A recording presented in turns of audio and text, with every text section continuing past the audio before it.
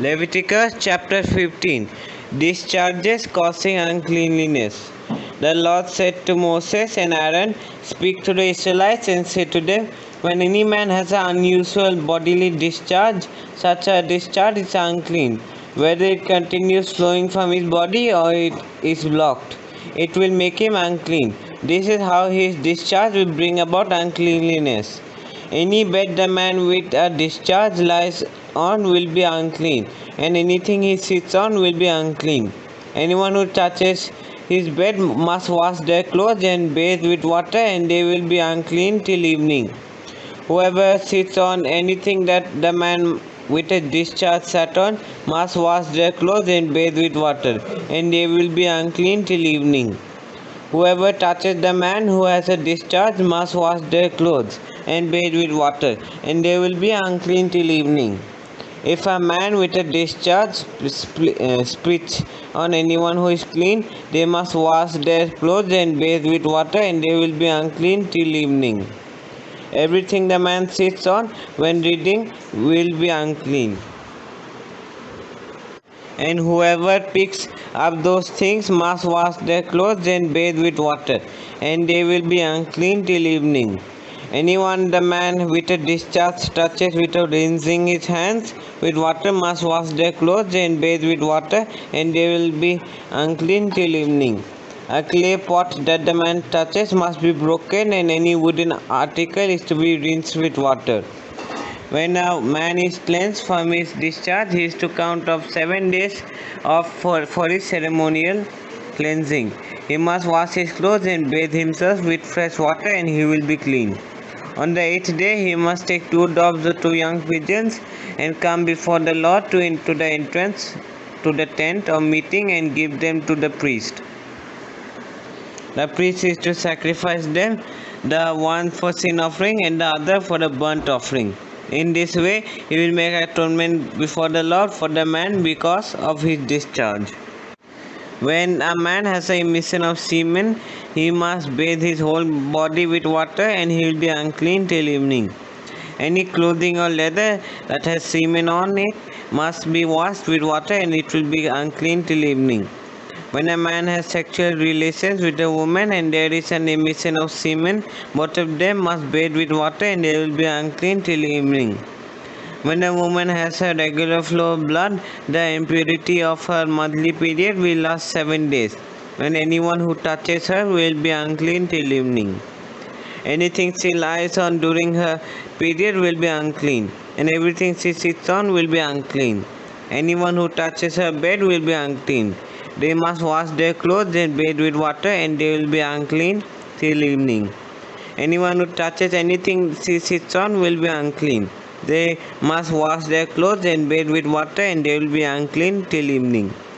Whether it is the bed or anything she was sitting on, anyone who touches it will be unclean till evening.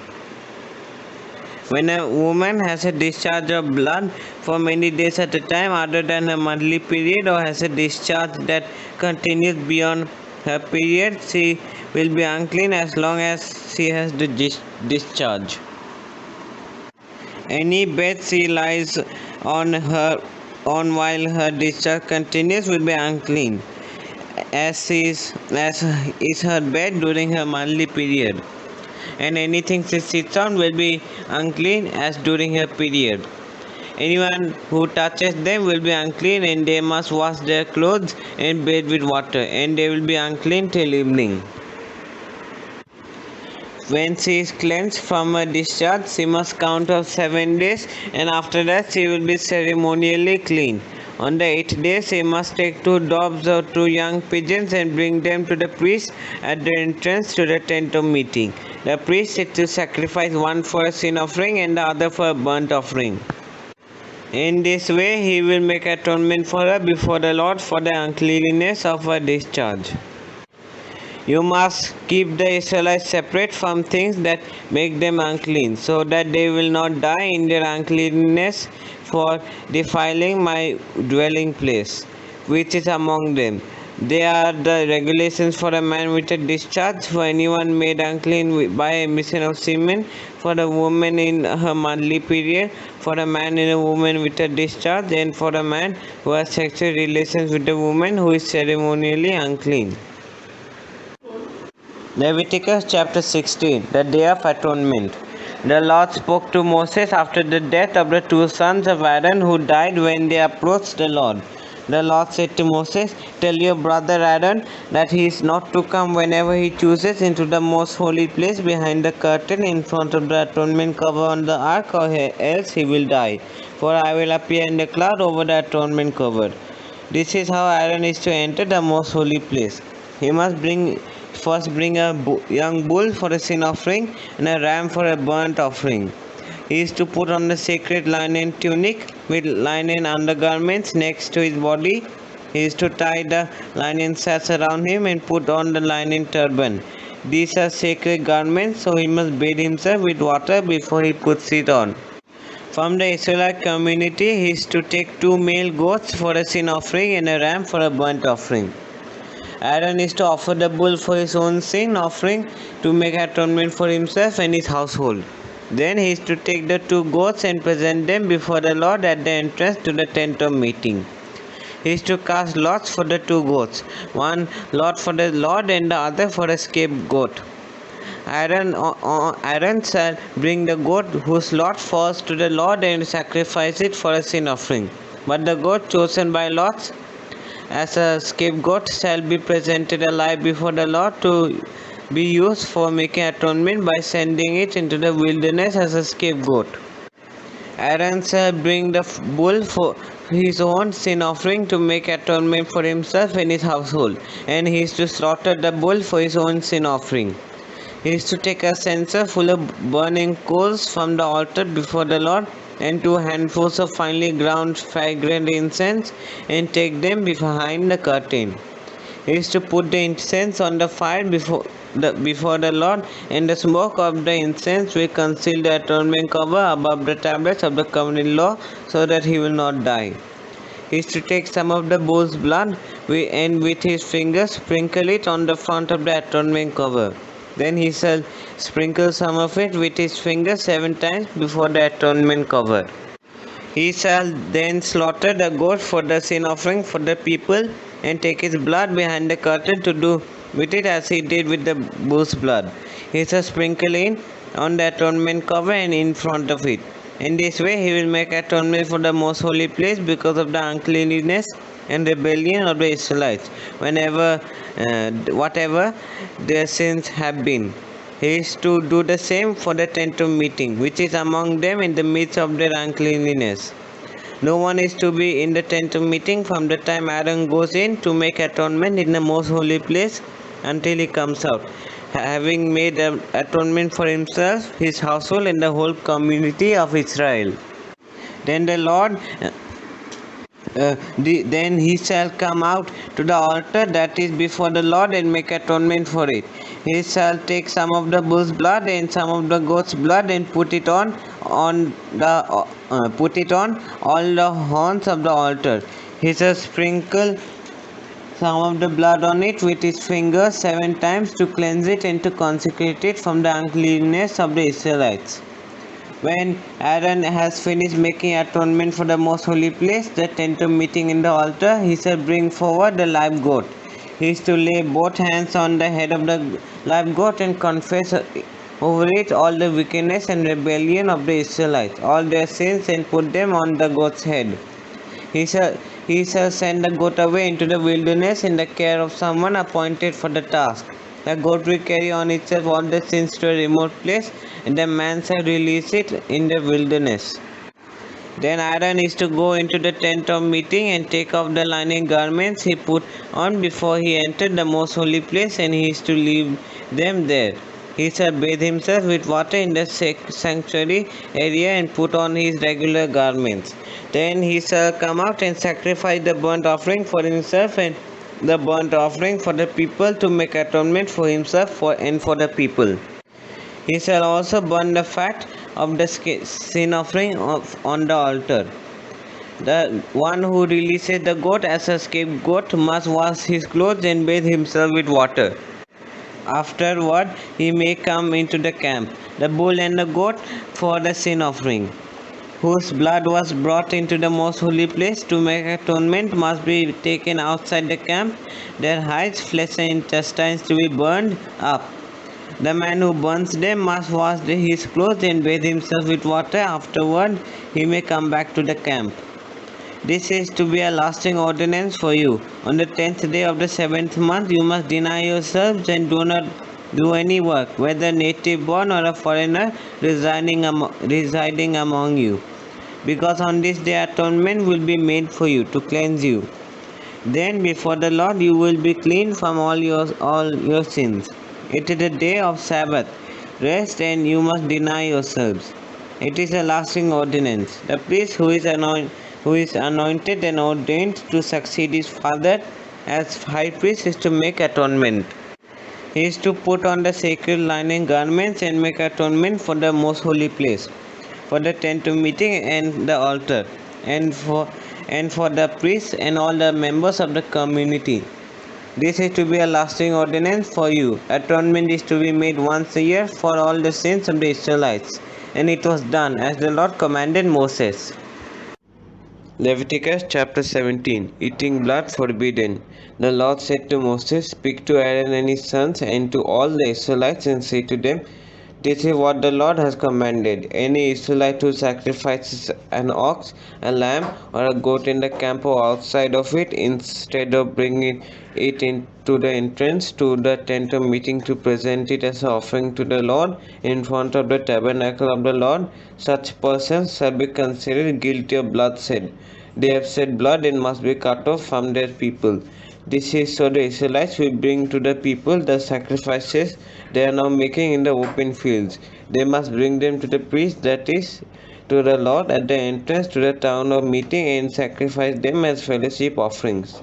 The priest is to splash the blood against the altar of the Lord at the entrance to the tent of meeting and burn the fat as an aroma pleasing to the Lord. They must no longer offer any of their sacrifices to the goat idols to whom they prostitute themselves. This is to be a lasting ordinance for them and for the generations to come. Say to them, any Israelite or any foreigner residing among them who offers a burnt offering or sacrifice and does not bring it to the entrance to the tent of meeting to sacrifice it to the Lord must be cut off from their people. I will set my face against any Israelite or any foreigner residing among them who eats blood, and I will cut them off from their people.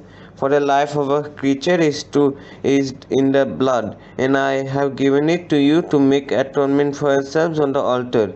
It is the blood that makes atonement for one's life. Therefore I say to the Israelites, now none of you may eat blood, nor may any foreigner residing among you eat blood.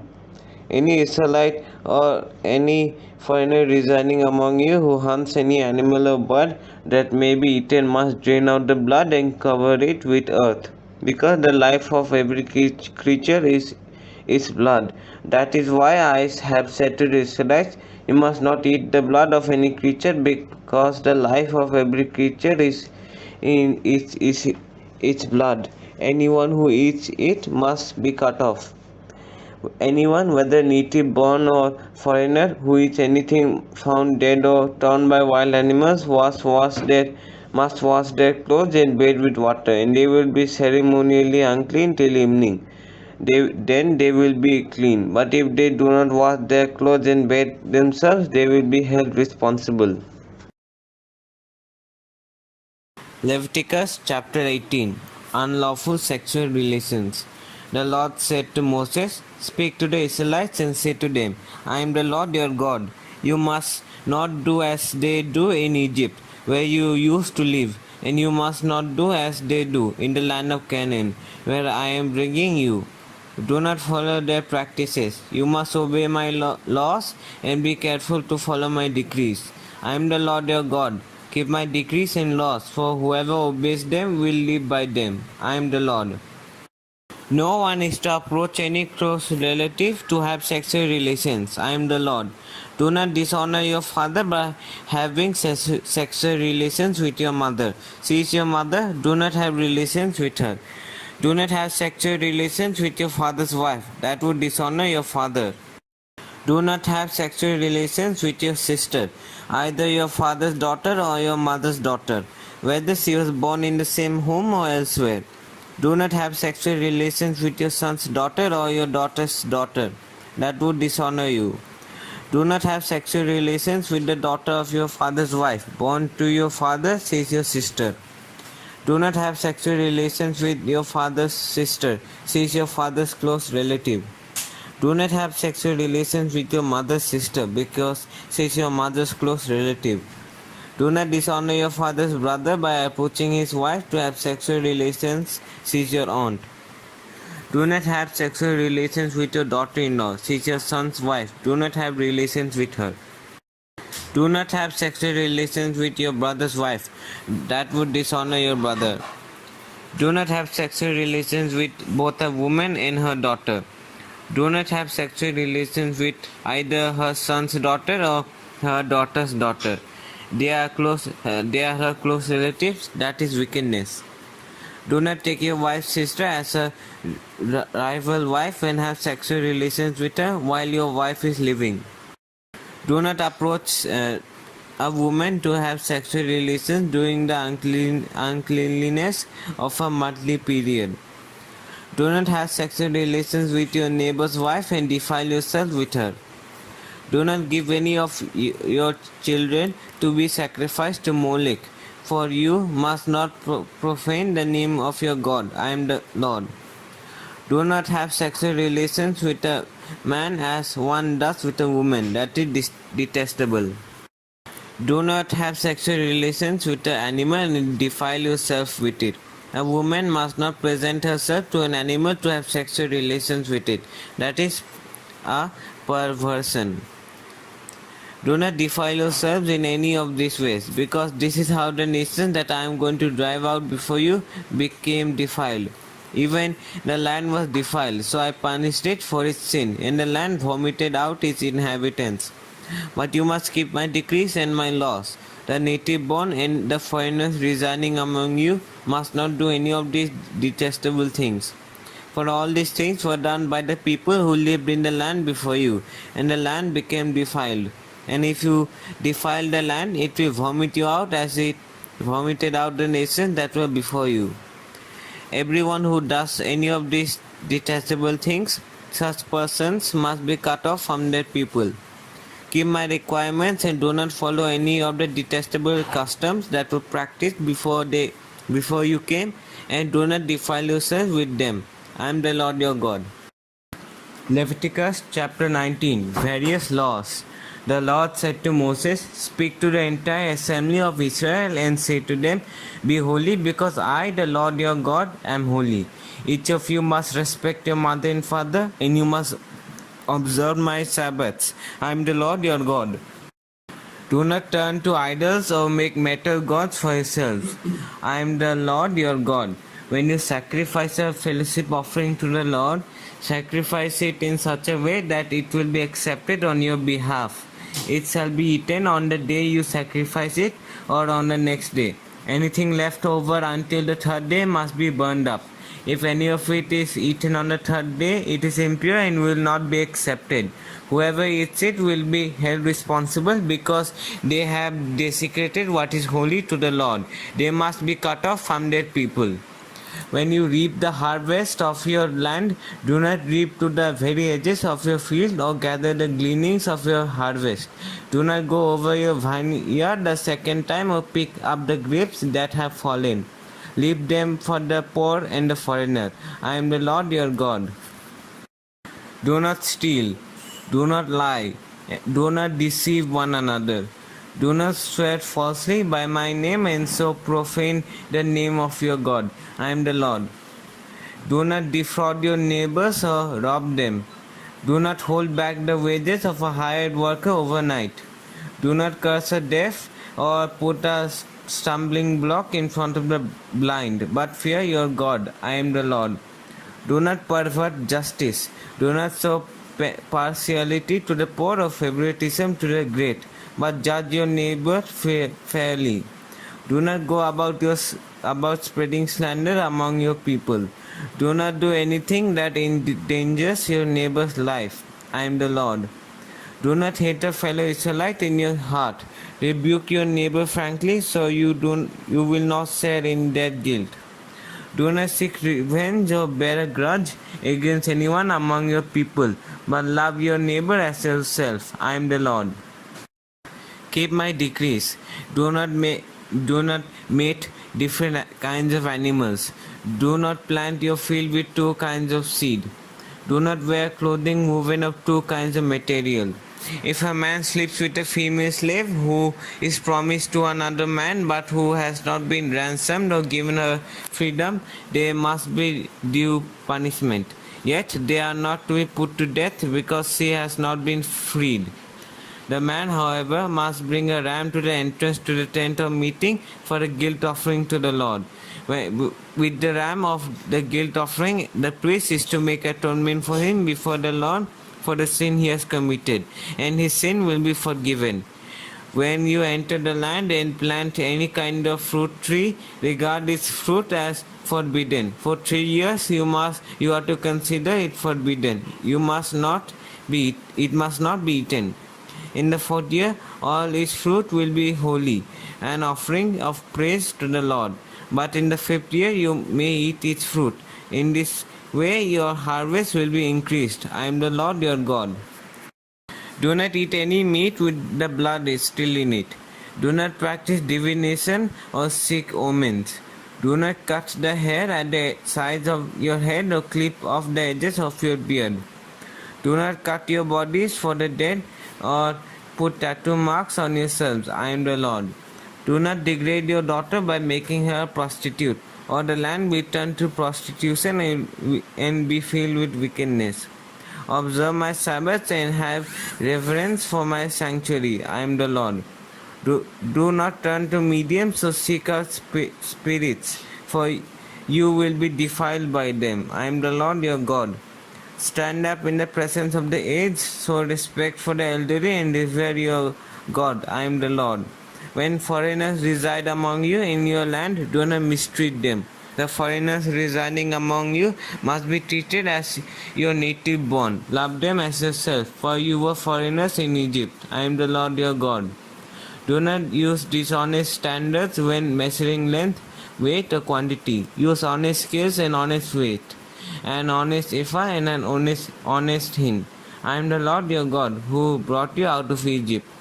Keep all my decrees and all my laws, and follow them. I am the Lord. Leviticus chapter 20. Punishments for sin.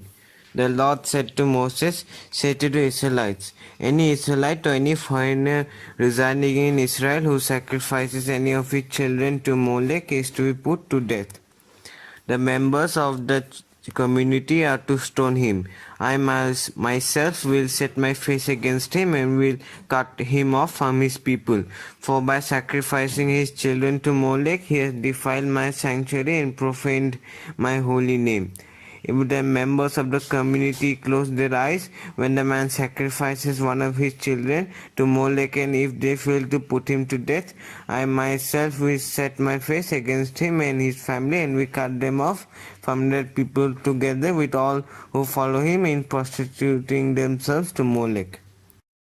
I will set my face against anyone who turns to mediums and spirits to prostitute themselves by following them, and I will cut them off from their people. Consecrate yourselves and be holy, because I am the Lord your God. Keep my decrees and follow them. I am the Lord who makes you holy. Anyone who curses their father or mother is to be put to death. Because they have cursed their father or mother, their blood will be on their own head. If a man commits adultery with another man's wife, with the wife of his neighbor, both the adulterer and the adulteress are to be put to death. If a man has sexual relations with his father's wife, he has dishonored his father. Both the man and the woman are to be put to death. Their blood will be on their own heads. If a man has sexual relations with his daughter-in-law, both of them are to be put to death. What they have done is a perversion. Their blood will be on their own heads. If a man has sexual relations with a man as one does with a woman, both of them have done what is detestable. They are to be put to death. Their blood will be on their own heads. If a man marries both the woman and her mother, it is wicked. But both he and they must be burned in the fire, so that no wickedness will be among you. If a man has sexual relations with an animal, he is to be put to death, and you must kill the animal. If a woman approaches an animal to have sexual relations with it, kill both the woman and the animal. They are to be put to death. Their blood will be on their own heads. If a man marries his sister, the daughter of either his father or his mother, and they have sexual relations, it is a disgrace. They are to be publicly removed from their people. He has dishonored his sister and will be held responsible. If a man has sexual relations with a woman during her monthly period, he has exposed the source of her flow, and she has also uncovered it. Both of them are to be cut off from their people. Do not have sexual relations with the sister of either your mother or your father, for that would dishonor a close relative. Both of you would be held responsible. If a man has sexual relations with his aunt, he has dishonored his uncle. They will be held responsible. They will die childless. If a man marries his brother's wife, it is an act of impurity. He has dishonored his brother. They will be childless. Keep all my decrees and laws and follow them, so that the land where I am bringing you to live may not vomit you out. You must not live according to the customs of the nations I am going to drive out before you. Because they did all these things, I abhorred them. But I said to you, you will possess their land. I will give it to you as an inheritance, a land flowing with milk and honey. I am the Lord your God, who has set you apart from these nations. You must therefore make a distinction between clean and unclean animals, and between unclean and clean birds. Do not defile yourself by any animal or bird or anything that moves along the ground. Those which I have set apart as unclean for you. You are to be holy to me, because I am the Lord, I am holy, and I have set you apart from the nations to be my own. A man or woman who is a medium or spirit among you must be put to death. You are to stone them. Their blood will be on their own heads. Leviticus chapter 21. Rules for priests. The Lord said to Moses, "Speak to the priests, the sons of Aaron, and say to them, a priest must not make himself ceremonially unclean for any of his people who die, except for a close relative, such as his mother or father, his son or daughter, his brother, or an unmarried sister who is dependent on him, since she has no husband. For her he may make himself unclean. He must not make himself unclean by people related to him by marriage, and so defile himself. Priests must not shave their heads, or shave off their edges of their beards, or cut their bodies. They must be holy to their God, and must not profane the name of their God, because they present the food offerings to the Lord, the food of their God. They are to be holy. They must not marry women defiled by prostitution or divorced from their husbands, because priests are holy to their God. Regard them as holy, because they offer up the food of your God. Consider them holy, because I am the Lord, I am holy. I who make you holy. If a priest's daughter defiles herself by becoming a prostitute, she disgraces her father. She must be burned in the fire. The high priest, the one among his brothers who has had the anointing oil poured on his head, and who has been ordained to wear the priestly garments must not let his hair become unkempt or tear his clothes. He must not enter a place where there is a dead body.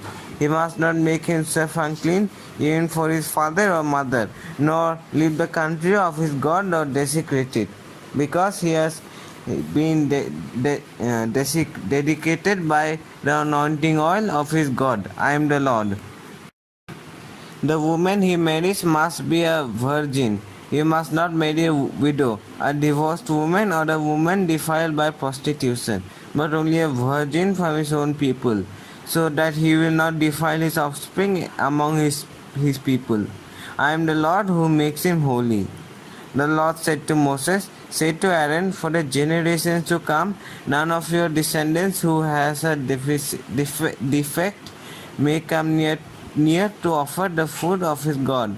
No man who has any defect may come near. No man who is blind or lame, disfigured or deformed, no man with a crippled foot or hand, or who is a hunchback or a dwarf, or who has any eye defect, or who has festering or running sores or damaged testicles. No descendant of Aaron, the priest, who has any defect is to come near to present the food offerings to the Lord. He has a defect. He must not come near to offer the food of his God. He may eat the most holy food of his God as well as the holy food. Yet because of his defect, he must not go near the curtain or approach the altar, and so desecrate my sanctuary. I am the Lord who makes them holy. So Moses told this to Aaron and his sons and to all the Israelites. Leviticus chapter 22. The Lord said to Moses, tell Aaron and his sons to treat with respect the sacred offerings the Israelites consecrate to me, so they will not profane my holy name. I am the Lord. Say to them, for the generations to come, if any of your descendants is ceremonially unclean and yet comes near the sacred offerings that the Israelites consecrate to the Lord, that person must be cut off from my presence. I am the Lord. If a descendant of Aaron has a defiling skin disease or a bodily discharge, he may not eat the sacred offerings until he is cleansed.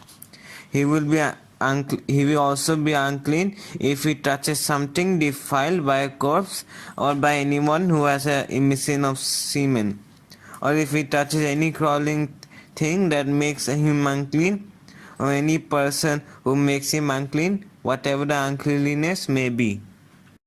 The one who touches any such thing will be unclean till evening. He must not eat any of the sacred offerings unless he has bathed himself with water. When the sun goes down, he will be clean, and after that he may eat the sacred offerings, for they are his food. He must not eat anything found dead or torn by wild animals, and so become unclean through it. I am the Lord. The priests are to perform my service in such a way that they do not become guilty and die for treating it with contempt. I am the Lord who makes them holy. No one outside a priest's family may eat the sacred offering, nor may the guest of a priest or his hired worker eat it. But if a priest buys a slave with money, or if slaves are born in his household, they may eat his food. If a priest's daughter marries anyone other than a priest, she may not eat any of the sacred contributions. But if a priest's daughter becomes a widow or is divorced, yet has no children, and she returns to live to her father's household as in her youth, she may eat of her father's food. No unauthorized person, however, may eat of it. Anyone who eats a sacred offering by mistake must make restitution to the priest for the offering and add a fifth of the value to it. The priest must not desecrate the sacred offerings the Israelites present to the Lord by allowing them to eat the sacred offerings and so bring upon them guilt requiring payment. I am the Lord who makes them holy. Unacceptable sacrifices. The Lord said to Moses, speak to Aaron and his sons and to all the Israelites and say to them, If any of you, whether an Israelite or a foreigner residing in Israel, presents a gift for a burnt offering to the Lord, either to fulfill a vow or as a freewill offering, you must present a male without defect from the cattle, sheep, or goats in order that it may be accepted on your behalf. Do not bring anything with a defect, because it will not be accepted on your behalf. When anyone brings from the herd or flock a fellowship offering to the Lord, to fulfill a special vow or a freewill offering, it must be without defect or blemish to be accepted. Do not offer to the Lord the blind, the injured, or the maimed, but or anything with warts of festering or running sores. Do not place any of these on the altar as a food offering presented to the Lord. You may, however, present as a freewill offering an ox or a sheep that is deformed or stunted, but it will not be accepted in fulfillment of a vow. You must not offer to the Lord an animal whose testicles are bruised, crushed, torn, or cut. You must not do this in your own land, and you must not accept such animals from the hand of a foreigner and offer them as the food of your God. They will not be accepted on your behalf because they are deformed and have defects. The Lord said to Moses, when a calf, a lamb, or a goat is born, it is to remain with its mother for 7 days. From the 8th day on, it will be acceptable as a food offering presented to the Lord. Do not slaughter a cow or a sheep and its young on the same day. When you sacrifice a thank offering to the Lord, sacrifice it in such a way that it will be accepted on your behalf. It must be eaten that same day. Leave none of it till morning. I am the Lord. When you sacrifice a thank offering to the Lord, sacrifice it in such a way that it will be accepted on your behalf. It must be eaten on the same day. Leave none of it till morning. I am the Lord. Keep my commands and follow them. I am the Lord. Do not profane my holy name, for I must be acknowledged as holy by the Israelites. I am the Lord, who made you holy and who brought you out of Egypt to be your God. I am the Lord. Leviticus chapter 23. The Lord said to Moses, speak to the Israelites and say to them, these are my appointed festivals, the appointed festivals of the Lord, which you are to proclaim as sacred assemblies. The Sabbath. There are 6 days when you may work, but on the 7th day is a day of Sabbath rest, a day of sacred assembly. You are not to do any work wherever you live. It is a Sabbath to the Lord. The Passover and the festival of unleavened bread. These are the Lord's appointed festivals, the sacred assemblies you are to proclaim at their appointed times. The Lord's Passover begins at twilight on the 14th day of the first month. On the first 14th day of that month, the Lord's festival of unleavened bread begins. For 7 days you must eat bread made without yeast. On the first day hold a sacred assembly and do no regular work. For 7 days present a food offering to the Lord, and on the 7th day hold a sacred assembly and do no regular work. Offering the first fruits. The Lord said to Moses, speak to the Israelites and say to them, when you enter the land I am going to give you, and you reap its harvest, bring to the priest a sheaf of the first grain you harvest. He is to wave the sheaf before the Lord, so it will be accepted on your behalf. The priest is to wave it on the day after the Sabbath. On the day you wave the sheaf, you must sacrifice as a burnt offering to the Lord a lamb a year old without defect, together with its grain offering of 2/10 of an ephah of the finest flour mixed with olive oil. A food offering presented to the Lord, a pleasing aroma, and his drink offering of a quarter of a hin of wine.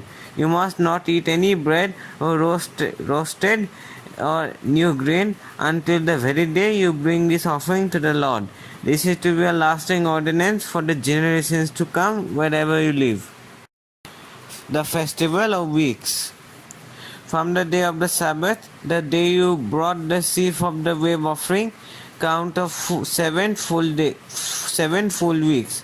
Count of 50 days up to the day after the seventh Sabbath, and then present an offering of new grain to the Lord. From wherever you live, bring 2 loaves made of 2/10 of an ephah of the finest flour, baked with yeast, as a wave offering of first fruits to the Lord.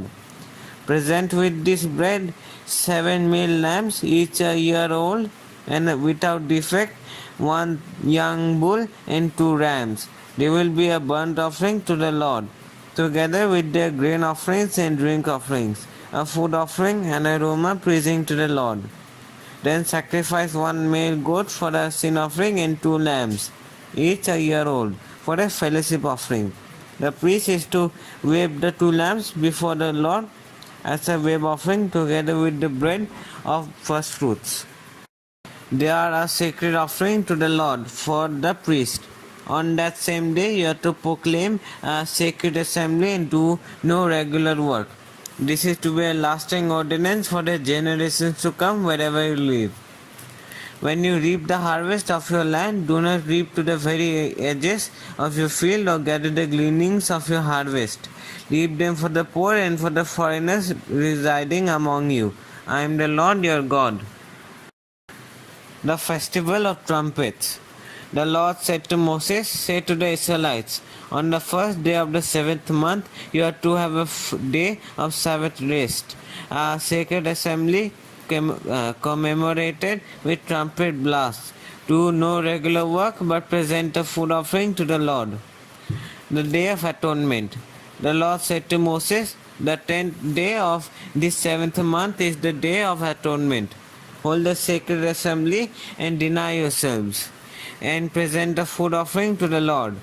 Do not do any work on that day, because it is the Day of Atonement, when atonement is made for you before the Lord your God.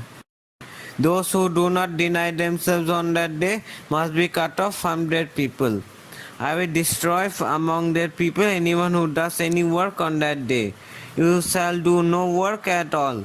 This is to be a lasting ordinance for the generations to come wherever you live. It is a day of Sabbath rest for you, and you must deny yourselves. From the evening of the 9th day of the month until the following evening, you are to observe your Sabbath. The Festival of Tabernacles. The Lord said to Moses, "Say to the Israelites, on the 15th day of the 7th month, the Lord's festivals of tabernacles begins, and it lasts for 7 days. The first day is a sacred assembly. Do no regular work. For the 7 days, present food offerings to the Lord, and on the 8th day, hold a sacred assembly and present a food offering to the Lord. It is a closing special assembly. Do no regular work. These are the Lord's appointed festivals, which you are to proclaim as sacred assemblies for bringing food offerings to the Lord. The burnt offerings and grain offerings, sacrifices and drink offerings required for each day. These offerings are in addition to those for the Lord's Sabbath, and in addition to your gifts and whatever you have vowed, and all the free will offerings you give to the Lord." So, beginning with the 15th day of the 7th month, after you have gathered the crops of the land, celebrate the festival to the Lord for 7 days. The first day is a day of Sabbath rest, and the 8th day also is a day of Sabbath rest. On the first day, you are to take branches from luxuriant trees, from palms, willows, and other leafy trees, and rejoice before the Lord your God for 7 days. Celebrate this as a festival to the Lord for 7 days each year. This is to be a lasting ordinance for the generations to come. Celebrate it in the 7th month. Live in temporary shelters for 7 days. All native-born Israelites are to live in such shelters, so your descendants will know that I had the Israelites live in temporary shelters when I brought them out of Egypt. I am the Lord your God. So Moses announced to the Israelites the appointed festivals to the Lord. Leviticus chapter 24. Oil and bread set before the Lord.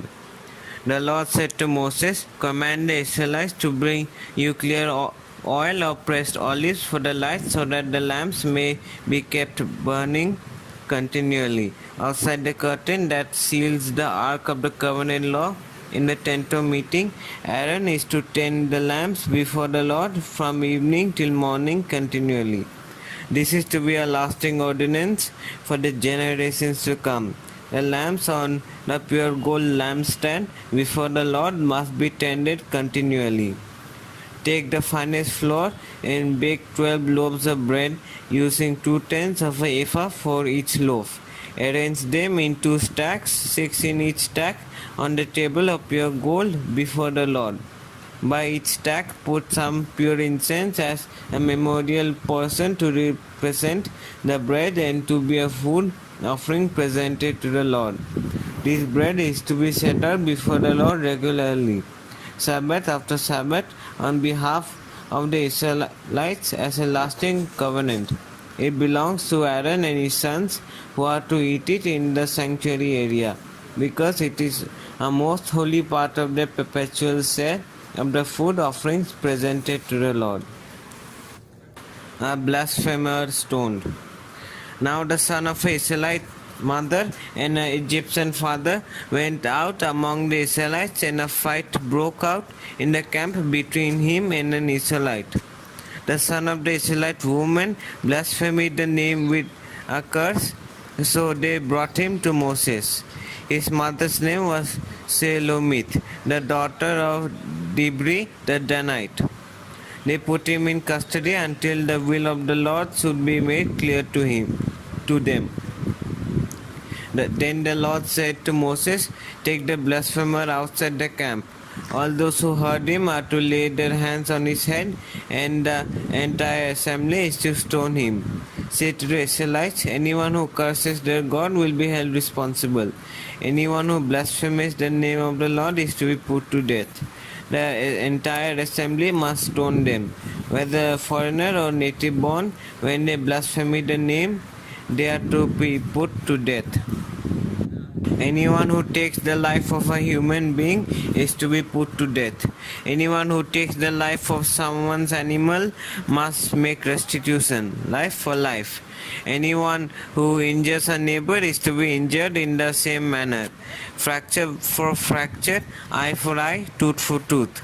The one who has inflicted the injury must suffer the same injury. Whoever kills an animal must make restitution, but whoever kills a human being is to be put to death. You are to have the same law for the foreigner and for the native born. I am the Lord your God." Then Moses spoke to the Israelites, and they took the blasphemer outside the camp and stoned him. The Israelites did as the Lord commanded Moses. Leviticus chapter 25, the Sabbath year. The Lord said to Moses on Mount Sinai, "Speak to the Israelites and say to them, when you enter the land I am going to give you, the land itself must observe a Sabbath to the Lord. For 6 years sow your fields, and for 6 years prune your vineyards and gather their crops. But in the 7th year the land is to have a year of Sabbath rest, a Sabbath to the Lord. Do not sow your fields or prune your vineyards. Do not reap what grows of itself or harvest the grapes of your untended vines. The land is to have a year of rest. Whatever the land yields during the Sabbath year will be food for you, for yourselves, your male and female servants, and the hired worker and the temporary resident who live among you, as well as for your livestock and the wild animals in your land. Wherever the land produces may be eaten." The year of Jubilee. Count of 7 Sabbath years, 7 times 7 years, so that the 7 Sabbath years amount to the period of 49 years. They have the trumpet sounded everywhere on the 10th day of the 7th month. On the day of atonement, sound the trumpet throughout your land. Consecrate the 15th year and proclaim liberty throughout the land to all its inhabitants. It shall be a jubilee for you. Each of you is to return to your family property and to your own clan. The 15th year shall be your jubilee for you. Do not sow and do not reap what grows of itself, or harvest the untended vines. For it is a jubilee and is to be holy for you. Eat only what is taken directly from the fields. In the year of Jubilee, everyone is to return to their own property. If you sell land to any of your own people or buy land from them, do not take advantage of each other. You are to buy from your own people on the basis of the number of years since the Jubilee, and they are to sell to you on the basis of the number of years left for harvesting crops.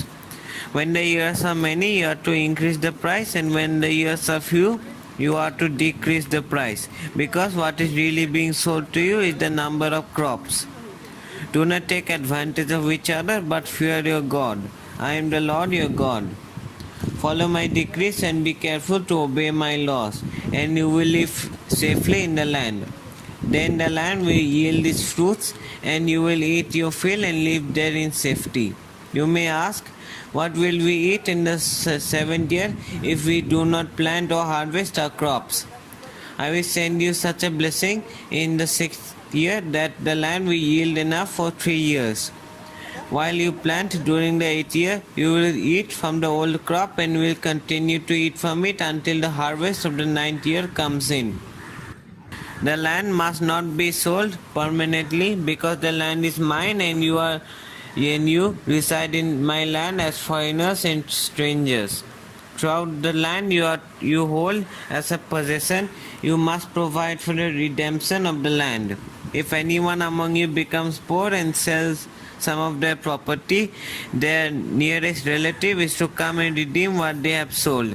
If, however, there is no one to redeem it for them, but later on they prosper and acquire sufficient means to redeem it themselves, they are to determine the value for the years since they sold it and refund the balance to the one to whom they sold it. They can then go back to their own property. But if they do not acquire the means to repay, what was sold will remain in the possession of the buyer until the year of Jubilee. It will be returned in the Jubilee, and they can go back to their property. Anyone who sells a house in a walled city retains the right of redemption a full year after its sale. During the time the seller may redeem it. If it is not redeemed before the full year has passed, the house in the walled city shall belong permanently to the buyer and the buyer's descendants. It is not to be returned in the Jubilee, but houses in villages without walls around them are to be considered as belonging to the open country. They can be redeemed, and they are to be returned in the Jubilee. The Levites always have the right to redeem their houses in the Levitical towns which they possess. So the property of the Levites is redeemable.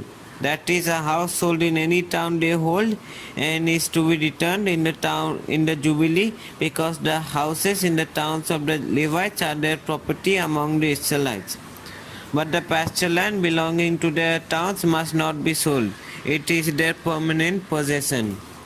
If any of your own people become poor and are unable to support themselves among you, help them as you would a foreigner and stranger, so they can continue to live among you. Do not take interest or any profit from them, but fear your God, so that your poor neighbors may continue to live among you.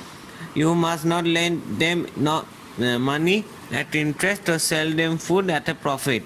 I am the Lord your God, who brought you out of Egypt to give you the land of Canaan and to be your God. If any of your own people become poor and sell themselves to you, do not make them work as slaves. They are to be treated as hired workers or temporary residents among you. They are to work for you until the year of Jubilee. Then they and their children are to be released, and they will go back to their own clans and to the property of their ancestors. Because the Israelites are my servants whom I brought out of Egypt, they must not be sold as slaves. Do not rule over them ruthlessly, but fear your God. Your male and female slaves are to come from the nations around you. From them you may buy slaves. You may also buy some of the temporary residents living among you and members of their clans born in your country, and they will become your property. You can bequeath them to your children as inherited property and can make them slaves for life, but you must not rule over your fellow Israelites ruthlessly. If a foreigner residing among you becomes rich and any of your own people become poor and sell themselves to the foreigner or to a member of the foreigner's clan, they retain the right of redemption after they have sold themselves. One of the relatives may redeem them. An uncle or a cousin or any blood relative in their clan may redeem them. Or if any of them prosper, they may redeem themselves. They and their buyer are to count the time from the year they sold themselves up to the year of Jubilee. The price for their release is to be based on the rate paid to a hired worker for that number of years. If many years remain, they must pay for their redemption a larger share of the price paid for them. If only a few years remain until the year of Jubilee, they are to compute that and pay for their redemption accordingly.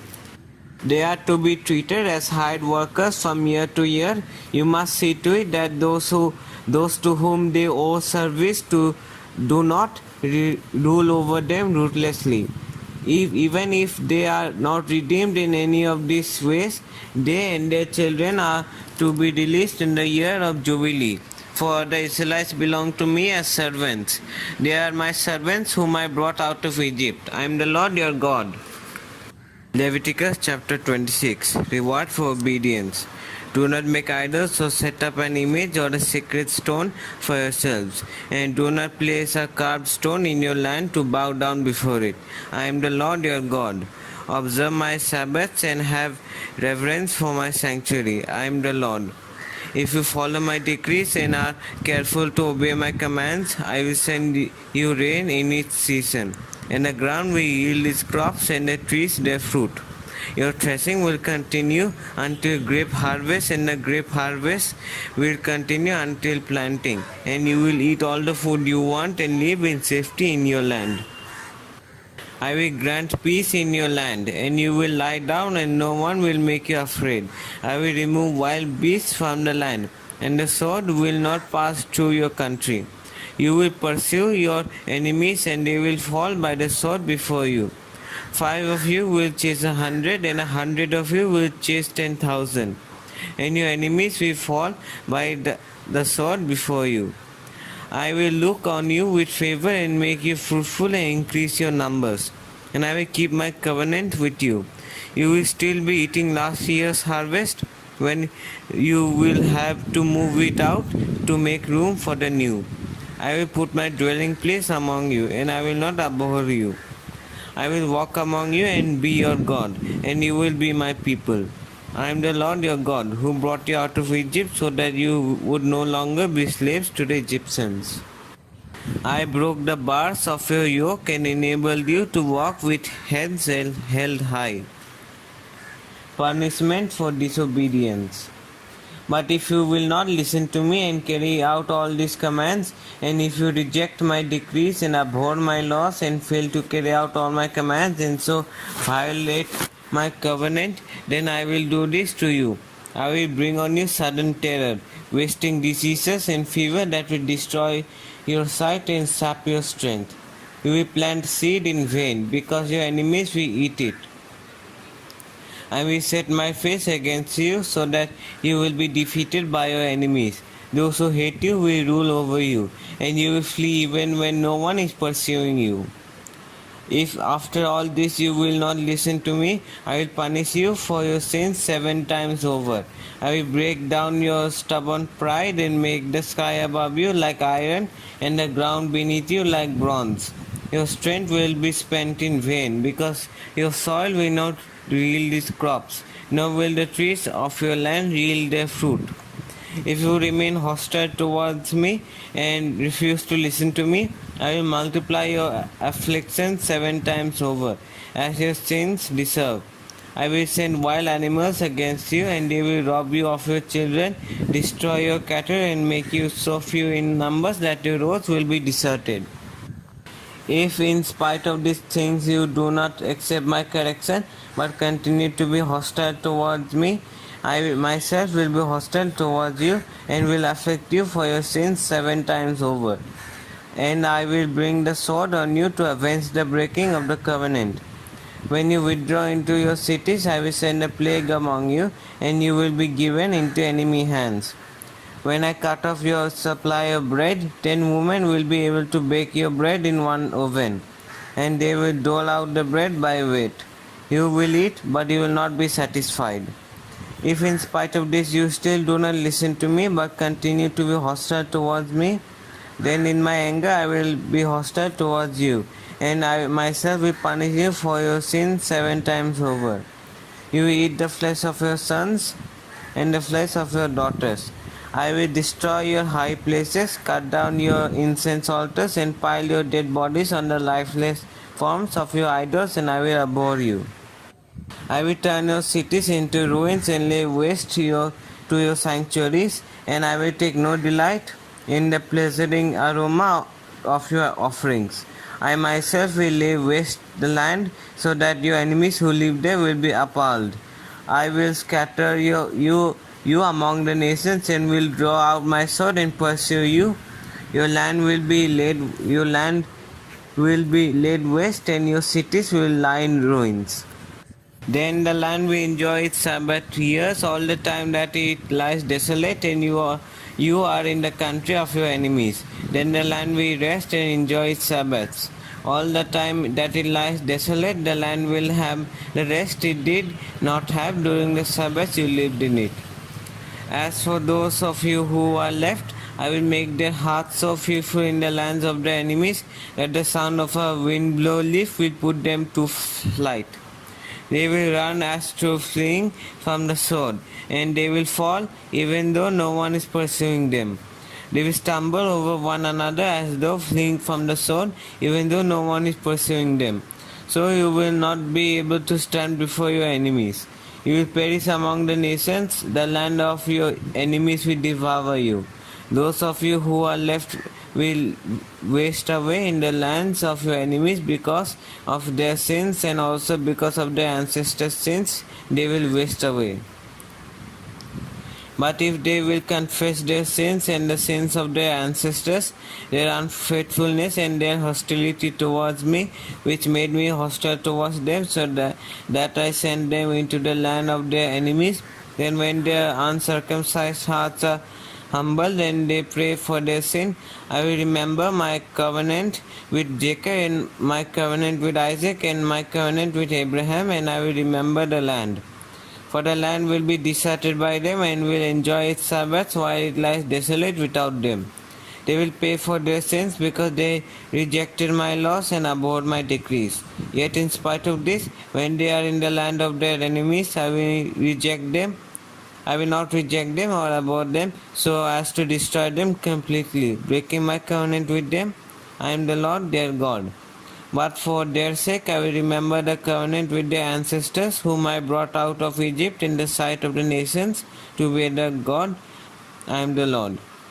These are the decrees, the laws, and the regulations that the Lord has established on Mount Sinai between himself and the Israelites through Moses.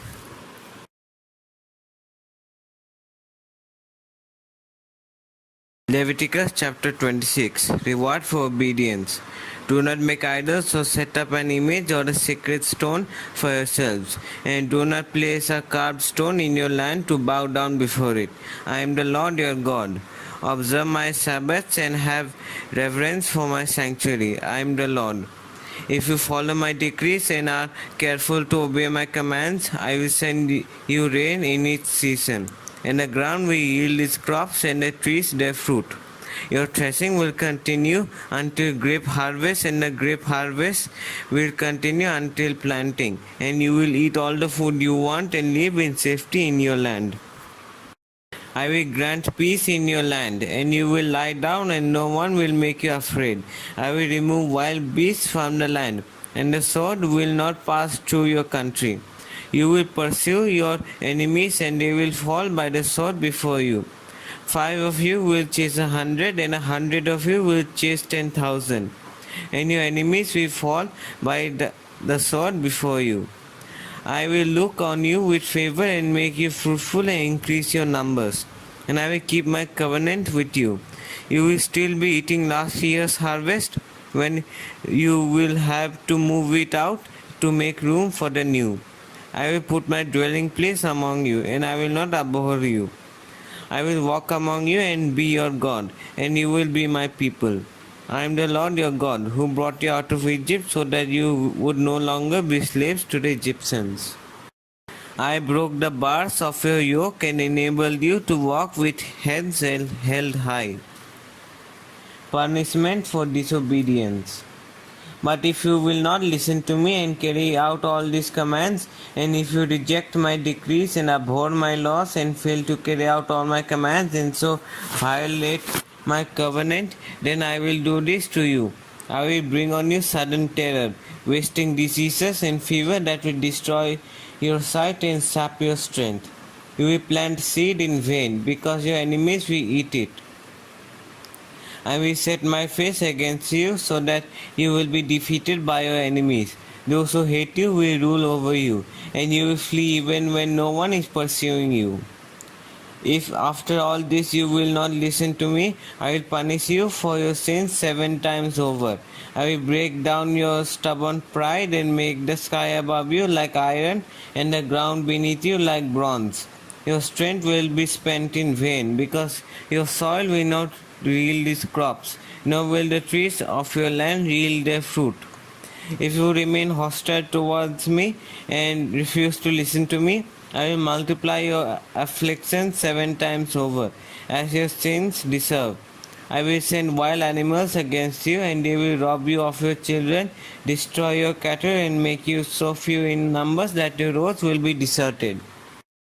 If in spite of these things you do not accept my correction, but continue to be hostile towards me, I myself will be hostile towards you and will afflict you for your sins 7 times over. And I will bring the sword on you to avenge the breaking of the covenant. When you withdraw into your cities, I will send a plague among you, and you will be given into enemy hands.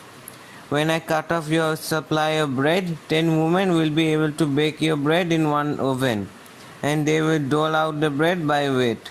You will eat, but you will not be satisfied. If in spite of this you still do not listen to me, but continue to be hostile towards me, then in my anger I will be hostile towards you, and I myself will punish you for your sins 7 times over. You will eat the flesh of your sons and the flesh of your daughters. I will destroy your high places, cut down your incense altars, and pile your dead bodies on the lifeless forms of your idols, and I will abhor you. I will turn your cities into ruins and lay waste to your sanctuaries, and I will take no delight in the pleasing aroma of your offerings. I myself will lay waste the land, so that your enemies who live there will be appalled. I will scatter you among the nations, and will draw out my sword and pursue you. Your land will be laid waste, and your cities will lie in ruins. Then the land will enjoy its Sabbath years all the time that it lies desolate, and you are in the country of your enemies. Then the land will rest and enjoy its Sabbaths. All the time that it lies desolate, the land will have the rest it did not have during the Sabbaths you lived in it. As for those of you who are left, I will make their hearts so fearful in the lands of their enemies that the sound of a wind-blown leaf will put them to flight. They will run as to fleeing from the sword, and they will fall even though no one is pursuing them. They will stumble over one another as though fleeing from the sword, even though no one is pursuing them. So you will not be able to stand before your enemies. You will perish among the nations. The land of your enemies will devour you. Those of you who are left will waste away in the lands of your enemies because of their sins, and also because of their ancestors' sins, they will waste away. But if they will confess their sins and the sins of their ancestors, their unfaithfulness and their hostility towards me, which made me hostile towards them, so that I sent them into the land of their enemies, then when their uncircumcised hearts are humbled and they pray for their sin, I will remember my covenant with Jacob and my covenant with Isaac and my covenant with Abraham, and I will remember the land. For the land will be deserted by them and will enjoy its Sabbaths while it lies desolate without them. They will pay for their sins because they rejected my laws and abhorred my decrees. Yet in spite of this, when they are in the land of their enemies, I will reject them. I will not reject them or abhor them so as to destroy them completely, breaking my covenant with them. I am the Lord their God. But for their sake I will remember the covenant with their ancestors, whom I brought out of Egypt in the sight of the nations, to be their God. I am the Lord. These are the decrees, the laws, and the regulations that the Lord has established on Mount Sinai between himself and the Israelites through Moses. Leviticus chapter 27. Redeeming what is the Lord's. The Lord said to Moses, "Speak to the Israelites and say to them, if anyone makes a special vow to dedicate a person to the Lord by giving the equivalent value, set the value of a male between the ages of 20 and 60 at 50 shekels of silver according to the sanctuary shekel. For a female, set her value at 30 shekels. For a person between the ages of 5 and 20, set the value of a male at 20 shekels and of a female at 10 shekels. For a person between 1 month and 5 years, set the value of a male at 5 shekels of silver and that of a female at 3 shekels of silver. For a person 60 years old or more, set the value of a male at 15 shekels and of a female at 10 shekels. If anyone making a vow is too poor to pay the specified amount, the person being dedicated is to be presented to the priest, who will set the value according to what the one making the vow can afford. If what anyone vowed is an animal that is acceptable as an offering to the Lord, such an animal given to the Lord becomes holy. They must not exchange it or substitute a good one for a bad one or a bad one for a good one. If they should substitute one animal for another, both it and the substitute become holy. If what they vowed is a ceremonially unclean animal, one that is not acceptable as an offering to the Lord, the animal must be presented to the priest, who will judge its quality as good or bad. Whatever value the priest then sets, that is what it will be. If the owner wishes to redeem the animal, a fifth must be added to its value. If anyone dedicates their house as something holy to the Lord, the priest will judge its quality as good or bad. Whatever value the priest then sets, so it will remain. If the one who dedicates their house wishes to redeem it, they must add a fifth to its value and the house will become again theirs. If anyone dedicates to the Lord part of their family land, its value is to be set according to the amount of seed required for it, 50 shekels of silver to a homer of barley seed. If they dedicate a field during the year of Jubilee, the value that has been set remains. But if they dedicate a field after the Jubilee, the priest will determine the value according to the number of years that remain until the next year of Jubilee, and its set value will be reduced. If the one who dedicates the field wishes to redeem it, they must add the fifth to its value and the field will become theirs. If, however, they do not redeem the field, or if they have sold it to someone else, it can never be redeemed. When the field is released in the Jubilee, it will become holy like a field devoted to the Lord. It will become priestly property.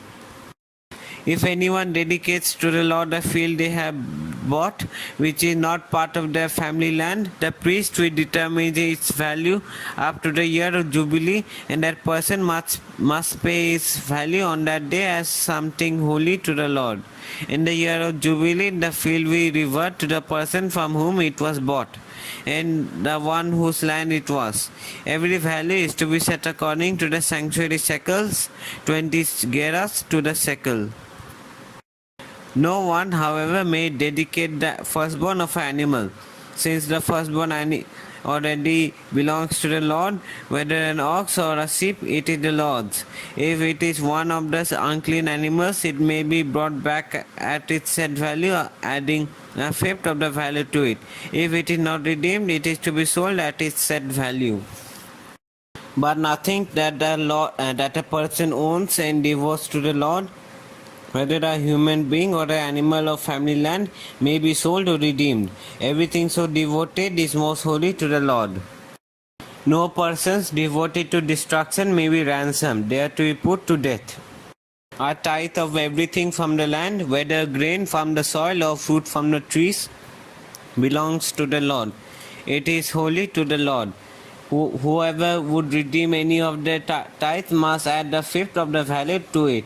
Every tithe of the herd and flock, even 10th animal that passes under the shepherd's rod, will be holy to the Lord. No one may pick out the good from the bad or make any substitution. If anyone does make a substitution, both the animal and its substitute becomes holy and cannot be redeemed. These are the commands the Lord gave Moses on Mount Sinai for the Israelites. Leviticus chapter 1, the burnt offering. The Lord called to Moses and spoke to him from the tent of meeting. He said, "Speak to the Israelites and say to them, when you bring an offering to the Lord, bring as your offering an animal from either the herd or the flock. If the offering is a burnt offering from the herd, you are to offer a male without defect. You must present it at the entrance to the tent of meeting so that you may be acceptable to the Lord. You are to lay your hand on the head of the burnt offering, and it will be accepted on your behalf to make atonement for you. You are to slaughter the young bull before the Lord, and then Aaron's sons, the priests, shall bring the blood and splash it against the sides of the altar at the entrance to the tent of meeting.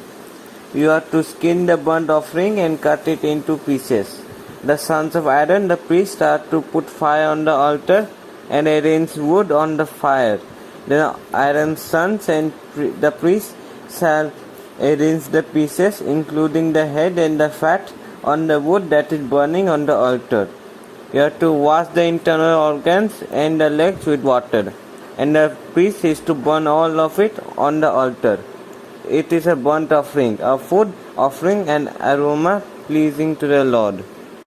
If the offering is a burnt offering from the flock, from either the sheep or the goats, you are to offer a male without defect.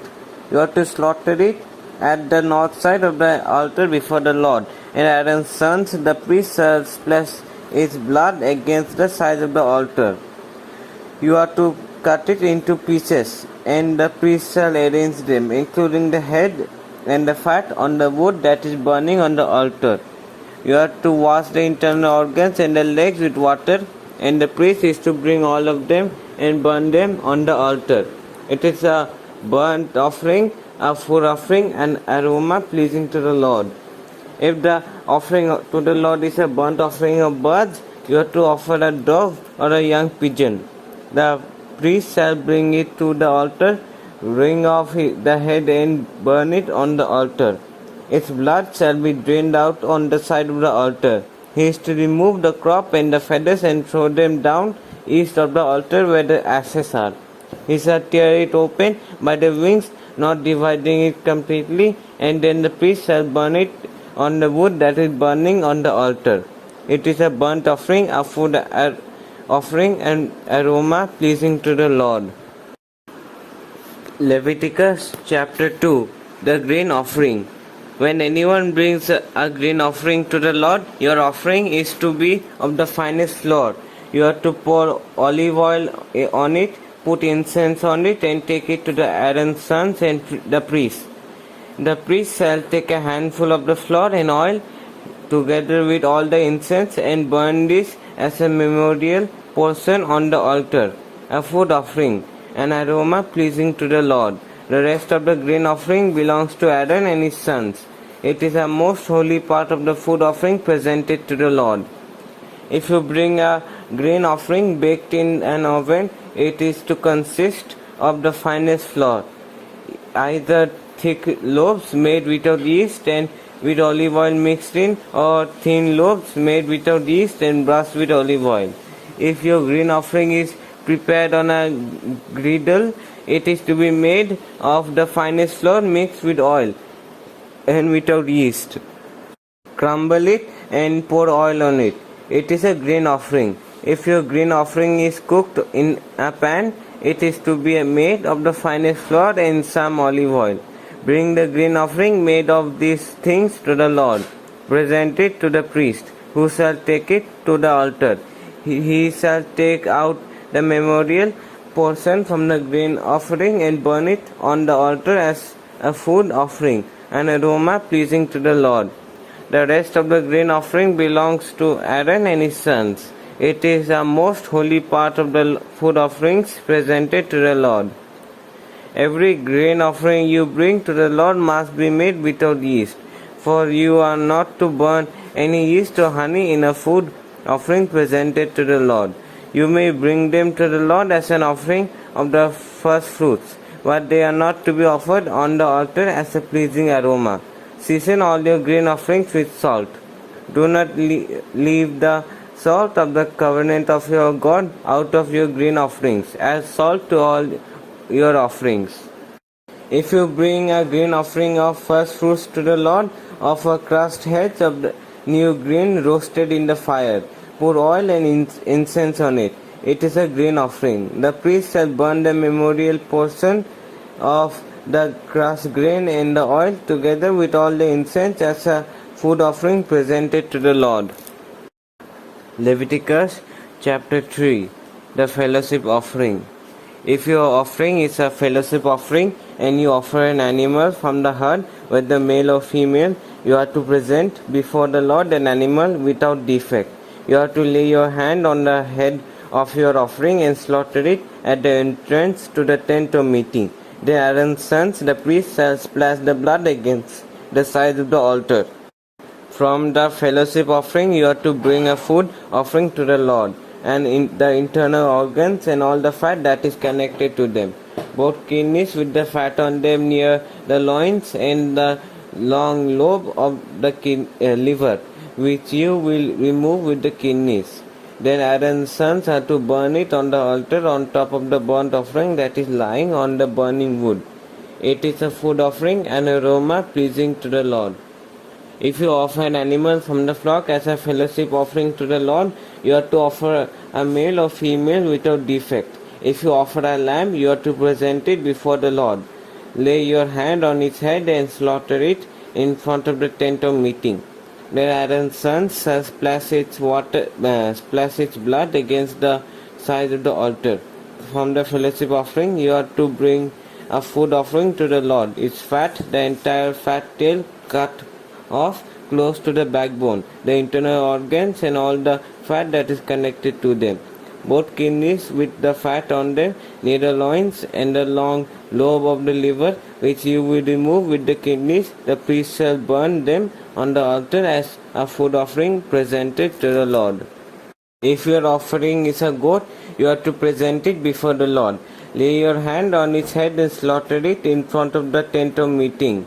Then Aaron's sons shall splash its blood against the sides of the altar.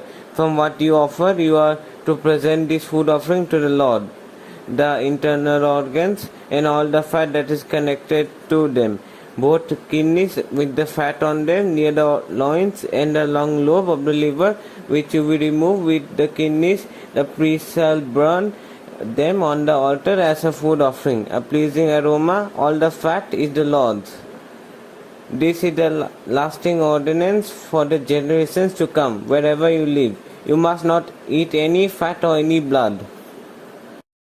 Leviticus chapter 4. The sin offering. The Lord said to Moses, "Say to the Israelites, when anyone sins unintentionally and does what is forbidden in any of the Lord's commands, if the anointed priest sins, bringing guilt on the people, he must bring to the Lord a young bull without defect as a sin offering for the sin he has committed. He is to present the bull at the entrance to the tent of meeting before the Lord. He is to lay his hand on its head and slaughter it there before the Lord. Then the anointed priest shall take some of the bull's blood and carry it on the tent into the tent of meeting. He is to dip his finger into the blood and sprinkle some of it 7 times before the Lord in front of the curtains of the sanctuary. The priest shall then put some of the blood on the horns of the altar of fragrant incense that is before the Lord in the tent of meeting. The rest of the bull's blood he shall pour out at the base of the altar of burnt offering at the entrance to the tent of meeting. He shall remove all the fat from the bull of the sin offering, all the fat that is connected to the internal organs, both kidneys with the fat on them, near the loins, and the long lobe of the liver, which he will remove with the kidneys, just as the fat is removed from the ox, sacrificed as a fellowship offering. Then the priest shall burn them on the altar of burnt offering. But the hide of the bull and all his flesh, as well as the head and legs, the internal organs and the intestines, that is all the rest of the bull, he must take outside the camp to a place ceremonially clean, where the ashes are thrown, and burn it there in a wood fire on the ash heap.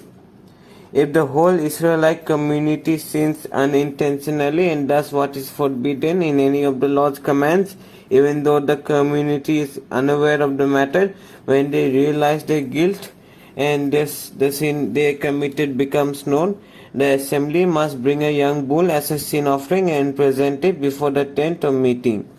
The elders of the community are to lay their hands on the bull's head before the Lord, and the bull shall be slaughtered before the Lord.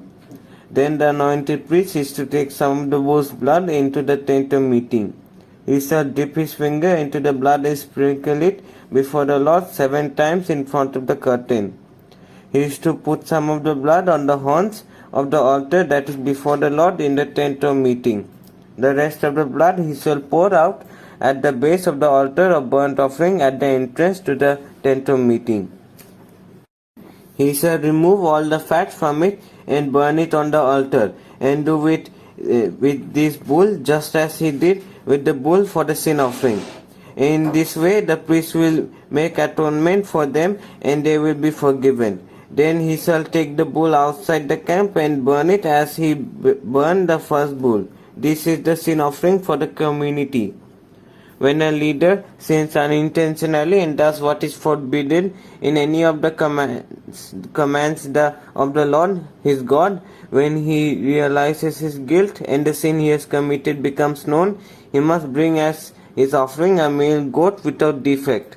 He is to lay his hand on the goat's head and slaughter it at the place where the burnt offering is slaughtered before the Lord. It is a sin offering. Then the priest shall take some of the blood of the sin offering with his finger and put it on the horns of the altar of the burnt offering, and pour out the rest of the blood at the base of the altar. He shall burn all the fat on the altar as he burned the fat of the fellowship offering. In this way the priest will make atonement for the leader's sins, and he will be forgiven.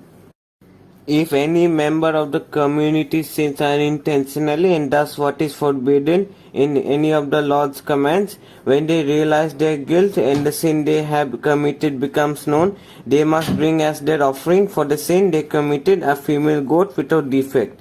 They are to lay their hand on the head of the sin offering and slaughter it at the place of the burnt offering.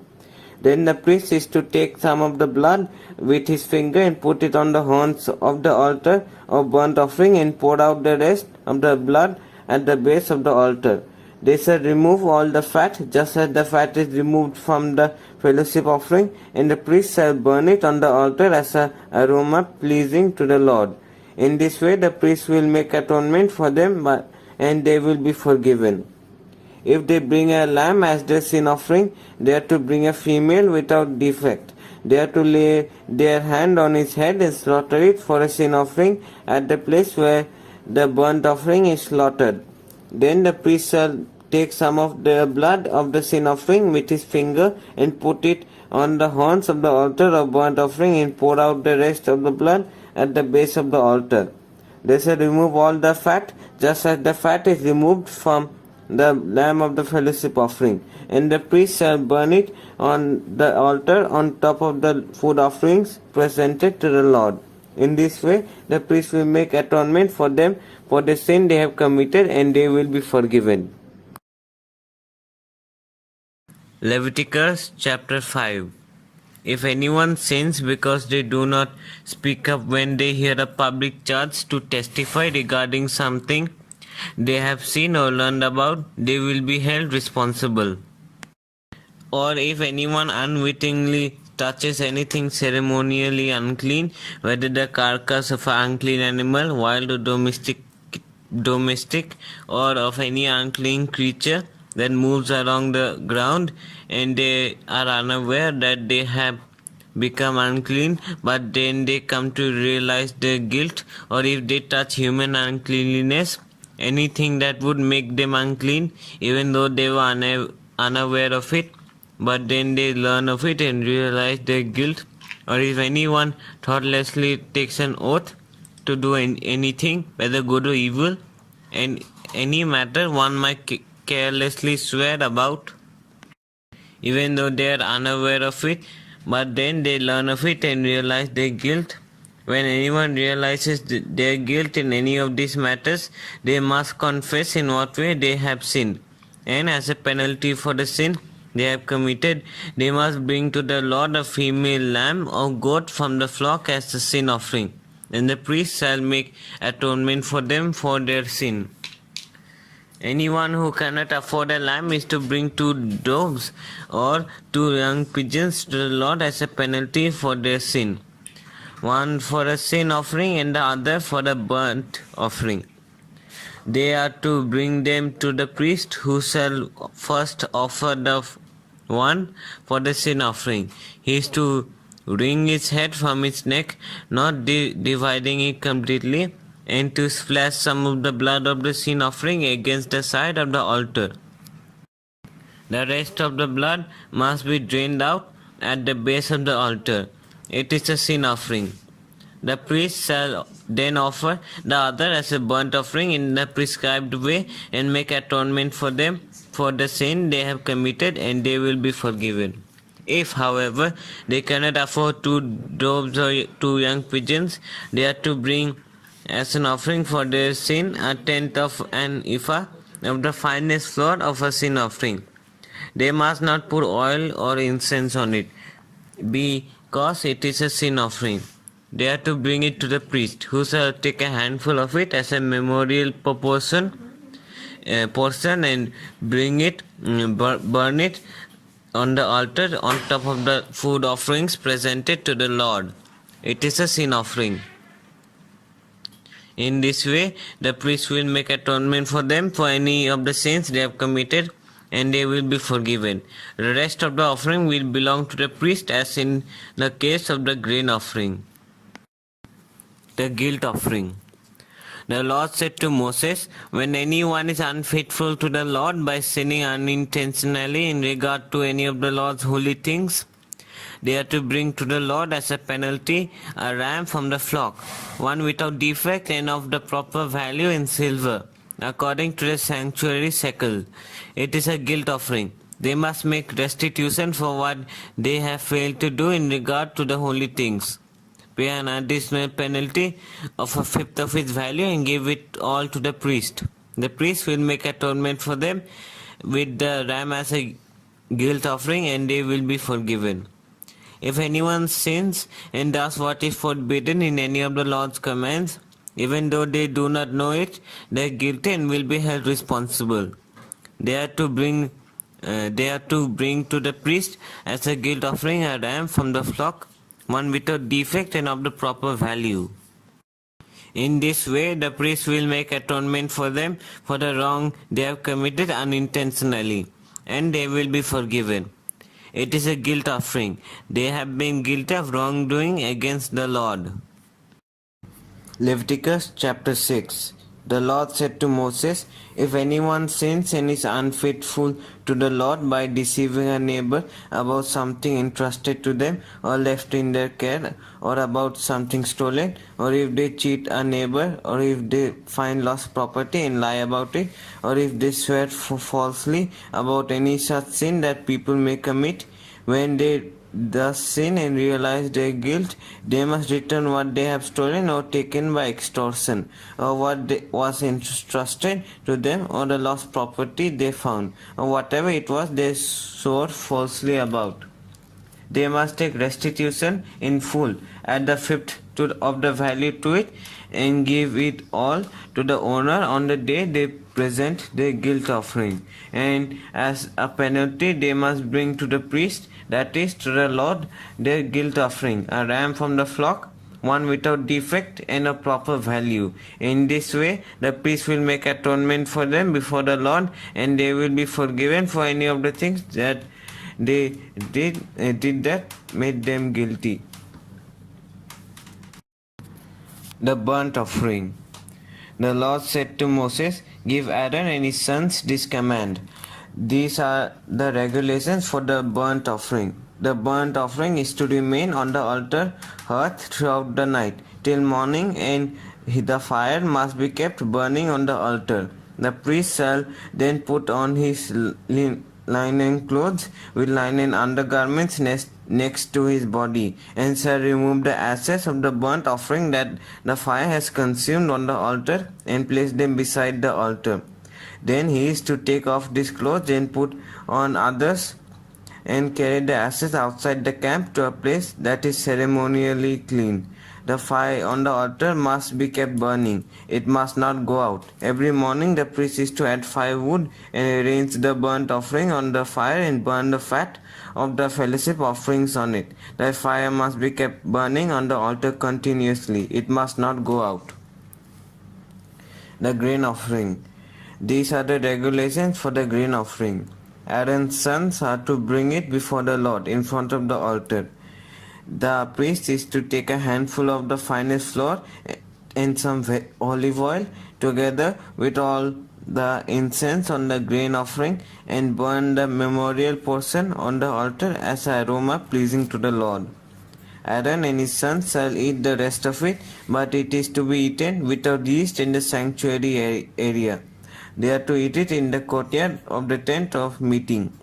It must not be baked with yeast. I have given it as their share of the food offerings presented to me.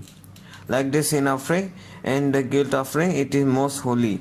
Any male descendant of Aaron may eat it. For all generations to come, it is a perpetual share of the food offerings presented to the Lord. Whatever touches them will become holy. The Lord also said to Moses, "This is the offering Aaron and his sons are to bring to the Lord on the day he is anointed. A tenth of an ephah of the finest flour as a regular grain offering, half of it in the morning and half of it in the evening. It must be prepared with oil on a grindle. Bring it well mixed and present the grain offering broken in pieces as an aroma pleasing to the Lord. The son who is to succeed him as anointed priest shall prepare it. It is the Lord's perpetual share and is to be burnt completely. Every grain offering of a priest shall be burnt completely. It must not be eaten." The sin offering. The Lord said to Moses, "Say to Aaron and his sons, these are the regulations for the sin offering. The sin offering is to be slaughtered before the Lord in the place the burnt offering is slaughtered. It is most holy. The priest who offers it shall eat it. It is to be eaten in the sanctuary area, in the courtyard of the tent of meeting. Whatever touches any of the flesh will become holy, and if any of the blood is spattered on the garment, you must wash it in the sanctuary area. The clay pot the meat is cooked in must be broken, but if it is cooked in a bronze pot, the pot is to be scoured and rinsed with water. Any male in a priest's family may eat it. It is most holy. But any sin offering whose blood is brought into the tent of meeting to make atonement in the holy place must not be eaten. It must be burned up." Leviticus chapter 7. The guilt offering. These are the regulations for the guilt offering, which is most holy. The guilt offering is to be slaughtered in the place where the burnt offering is slaughtered, and its blood is to be splashed against the sides of the altar. All its fat shall be offered, the fat tail and the fat that covers the internal organs, both kidneys with the fat on them near the loins, and the long lobe of the liver, which is to be removed with the kidneys. The priest shall burn them on the altar as a food offering presented to the Lord. It is a guilt offering. Any male in a priest's family that may eat it, but it must be eaten in the sanctuary area. It is most holy. The same law applies to both the sin offering and the guilt offering. They belong to the priest who makes atonement with them. The priest who offers a burnt offering for anyone may keep its hide for himself. Every grain offering baked in an oven or cooked in a pan or a griddle belongs to the priest who offers it, and every grain of offering which is mixed with oil or dry belongs equally to all the sons of Aaron. The fellowship offering. These are the regulations for the fellowship offering anyone may present to the Lord. If they offer it as an expression of thankfulness, then along with this thank offering, they are to offer thick loaves made without yeast and with olive oil mixed in. Thin loaves made without yeast and brushed with olive oil, and thick loaves of the finest flour, well kneaded with olive oil mixed in. Along with their fellowship offering of thanksgiving, they are to present an offering with thick loaves of bread made with yeast. They are to bring one of each kind as an offering, a contribution to the Lord. It belongs to the priest who splashes the blood of the fellowship offering against the altar.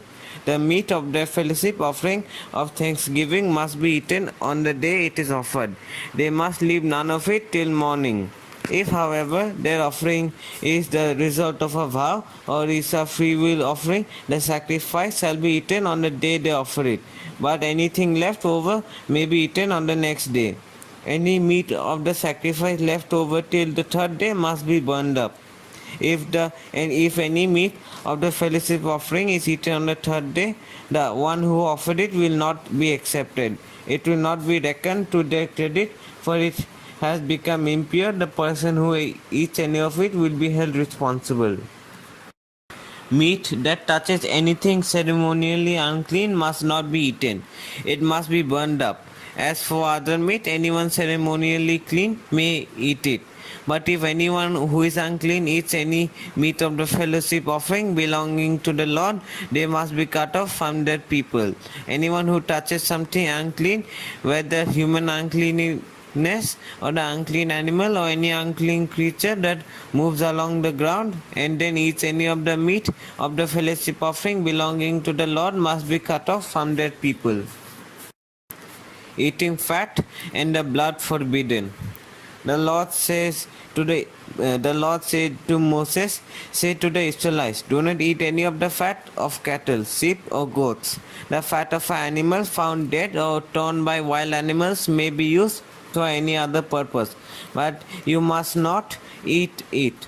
Anyone who eats the fat of an animal from which a food offering may be presented to the Lord must be cut off from their people. And whenever you live, you must not eat the blood of any bird or animal.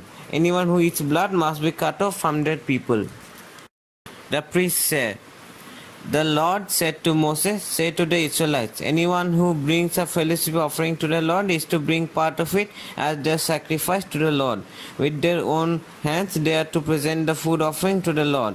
They are to bring the fat together with the breast and wave the breast before the Lord as a wave offering. The priest shall burn the fat on the altar, but the breast belongs to Aaron and his sons. You are to give the right thigh of your fellowship offerings to the priest as a contribution. The son of Aaron who offers the blood and the fat of the fellowship offering shall have the right thigh, as is said. From the fellowship offerings of the Israelites I have taken the breast that is waved and the thigh that is presented, and have given them to Aaron the priest and his sons as the perpetual share from the Israelites. This is the portion of the food offerings presented to the Lord that were allotted to Aaron and his sons on the day they were presented to serve the Lord as priests. On the day they were anointed, the Lord commanded that the Israelites give this to them as the perpetual share for the generations to come. These then are the regulations for the burnt offering, the grain offering, the sin offering, the guilt offering, the ordination offering, and the fellowship offering, which the Lord gave Moses on Mount Sinai in the desert of Sinai on the day he commanded the Israelites to bring their offerings to the Lord. Leviticus chapter 8. The ordination of Aaron and his sons. The Lord said to Moses, "Bring Aaron and his sons, their garments, the anointing oil, the bull for the sin offering, the 2 rams, and the basket containing bread made without yeast, and gather the entire assembly at the entrance to the tent of meeting." Moses did as the Lord commanded him, and the assembly gathered at the entrance to the tent of meeting. Moses said to the assembly, "This is what the Lord has commanded to be done." Then Moses brought Aaron and his sons forward and washed them with water. He put the tunic on Aaron, tied the sash around him, clothed him with the robe, and put the ephod on him. He also fastened the ephod with a decorative waistband, which he tied around him. He placed the breastpiece on him and put the Urim and the Thummim in the breastpiece. Then he placed the turban on Aaron's head and set the gold plate, the sacred emblem, on the front of it, as the Lord commanded Moses. Then Moses took the anointing oil and anointed the tabernacle and everything in it, and so consecrated them. He sprinkled some of the oil on the altar 7 times, anointing the altar and all its utensils and the basin with its stand to consecrate them. He poured some of the anointing oil on Aaron's head and anointed him to consecrate him. Then he brought Aaron's sons forward, put tunics on them, tied sashes around them, and fastened caps on them as the Lord commanded Moses. He then presented the bull for the sin offering, and Aaron and his sons laid their hands on his head. Moses slaughtered the bull and took some of the blood, and with his finger he put it all on the horns of the altar to purify the altar. He poured out the rest of the blood at the base of the altar, so he consecrated it to make atonement for it.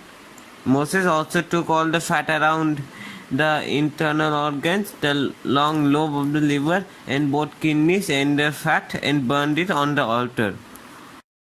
But the bull with its hide and its flesh and its intestines he burned up outside the camp as the Lord commanded Moses. He then presented the ram for the burnt offering, and Aaron and his sons laid their hands on his head. Then Moses slaughtered the ram and splashed the blood against the sides of the altar. He cut the ram into pieces and burned the head, the pieces, and the fat. He washed the internal organs and the legs with water and burnt the whole ram on the altar. It was a burnt offering, a pleasing aroma, a food offering presented to the Lord as the Lord commanded Moses. He then presented the other ram, the ram for the ordination, and Aaron and his sons laid their hands on its head. Moses slaughtered the ram and took some of its blood and put it on the lobe of Aaron's right ear, on the thumb of his right hand, on the big toe of his right foot. Moses also brought Aaron's sons forward and put some of the blood on the lobes of their right ears, on the thumbs of their right hands, and on the big toes of their right feet. Then he splashed blood against the sides of the altar. After that he took the fat tail, all the fat around the internal organs, the long lobe of the liver, both kidneys and their fat, and the right thigh. And from the basket of bread made without yeast, which was before the Lord, he took one thick loaf with olive oil mixed in, and one thin loaf, and he put this on the fat portions and on the right thigh. He put all this in the hands of Aaron and his sons, and they waved them before the Lord as a wave offering. Then Moses took them from their hands and burned them on the altar on top of the burnt offering as an ordination offering, a pleasing aroma, a food offering presented to the Lord. Moses also took the breast, which was his share of the ordination ram, and waved it before the Lord as a wave offering, as the Lord commanded Moses. Then Moses took some of the anointing oil and some of the blood from the altar and sprinkled them on Aaron and his garments, and on his sons and their garments. So he consecrated Aaron and his garments, and his sons and their garments. Moses then said to Aaron and his sons, "Cook the meat at the entrance to the tent of meeting, and eat it there with the bread from the basket of ordination offerings, as I was commanded. Aaron and his sons are to eat it. Then burn up the rest of the meat and the bread. Do not leave the entrance to the tent of meeting for 7 days, until the days of your ordination are completed. For your ordination will last 7 days. What has been done today was commanded by the Lord to make atonement for you. You must stay at the entrance to the tent of meeting day and night for 7 days, and do what the Lord requires. So you will not die, for that is what I have been commanded." So Aaron and his sons did everything the Lord commanded through Moses. Leviticus chapter 9. The priests begin their ministry. On the 8th day, Moses summoned Aaron and his sons and the elders of Israel. He said to Aaron, "Take a bull calf for your sin offering and a ram for your burnt offering, both without defect, and present them before the Lord. Then say to the Israelites, Take a male goat for a sin offering, a calf and a lamb, both a year old and without defect, for a burnt offering, and an ox and a ram for a fellowship offering to sacrifice before the Lord, together with a grain offering mixed with olive oil. For today the Lord will appear to you." They took the things Moses commanded to the front of the tent of meeting, and the entire assembly came near and stood before the Lord. Then Moses said, "This is what the Lord has commanded you to do, so that the glory of the Lord may appear to you." Moses said to Aaron, "Come to the altar and sacrifice your sin offering and your burnt offering, and make atonement for yourself and the people. Sacrifice the offering that is for the people, and make atonement for them as the Lord has commanded." So Aaron came to the altar and slaughtered the calf and as a sin offering for himself. His sons brought the blood to him, and he dipped his finger into the blood and put it on the horns of the altar. The rest of the blood he poured out at the base of the altar. On the altar he burned the fat, the kidneys, and the long lobe of the liver from the sin offering, as the Lord commanded Moses. The flesh and the hide he burned up outside the camp. Then he slaughtered the burnt offering. His sons handed him the blood, and he splashed it against the sides of the altar. They handed him the burnt offering piece by piece, including the bread, including the head, and he burned them on the altar. He washed the internal organs and the legs and burned them on top of the burnt offering on the altar. Then Aaron then brought the offering that was for the people. He took the goat for the people's sin offering and slaughtered it and offered it for a sin offering, as he did with the first one. He brought the burnt offering and offered it in the prescribed way. He also brought the grain offering, took a handful of it, and burnt it on the altar in addition to the morning's burnt offering. He slaughtered the ox and the ram as the fellowship offering for the people. His sons handed him the blood, and he splashed it against the sides of the altar. But the fat portions of the ox and the ram, the fat tail, the layers of fat, and the kidneys and the long lobe of the liver, these they laid on the breast, and then Aaron burned the fat on the altar. Aaron waved the breast and the right thigh before the Lord as a wave offering, as Moses commanded. Then Aaron lifted his hands towards the people and blessed them. And having sacrificed the sin offering, the burnt offering, and the fellowship offering, he stepped down. Moses and Aaron then went into the tent of meeting. When they came out, they blessed the people, and the glory of the Lord appeared to all the people. Fire came out from the presence of the Lord and consumed the burnt offering and the fat portions on the altar. And when all the people saw it, they shouted for joy and fell face down. The death of Nadab and Abihu. Aaron's sons Nadab and Abihu took their censers, put fire in them, and added incense. And they offered unauthorized fire before the Lord, contrary to his command. So fire came out from the presence of the Lord and consumed them, and they died before the Lord. Moses then said to Aaron, "This is what the Lord spoke of when he said, 'Among those who approach me, I will be proved holy. In the sight of all the people, I will be honored.'" Aaron remained silent. Moses summoned Mishael and Elzaphan, sons of Aaron's uncle Uzziel, and said to them, "Come here, carry your cousins outside the camp, away from the front of the sanctuary." So they came and carried him, still in their tunics, outside the camp, as Moses ordered. Then Moses said to Aaron and his sons, Eleazar and Itmar, "Do not let your head become unkempt, and do not tear your clothes, or you will die, and the Lord will be angry with the whole community.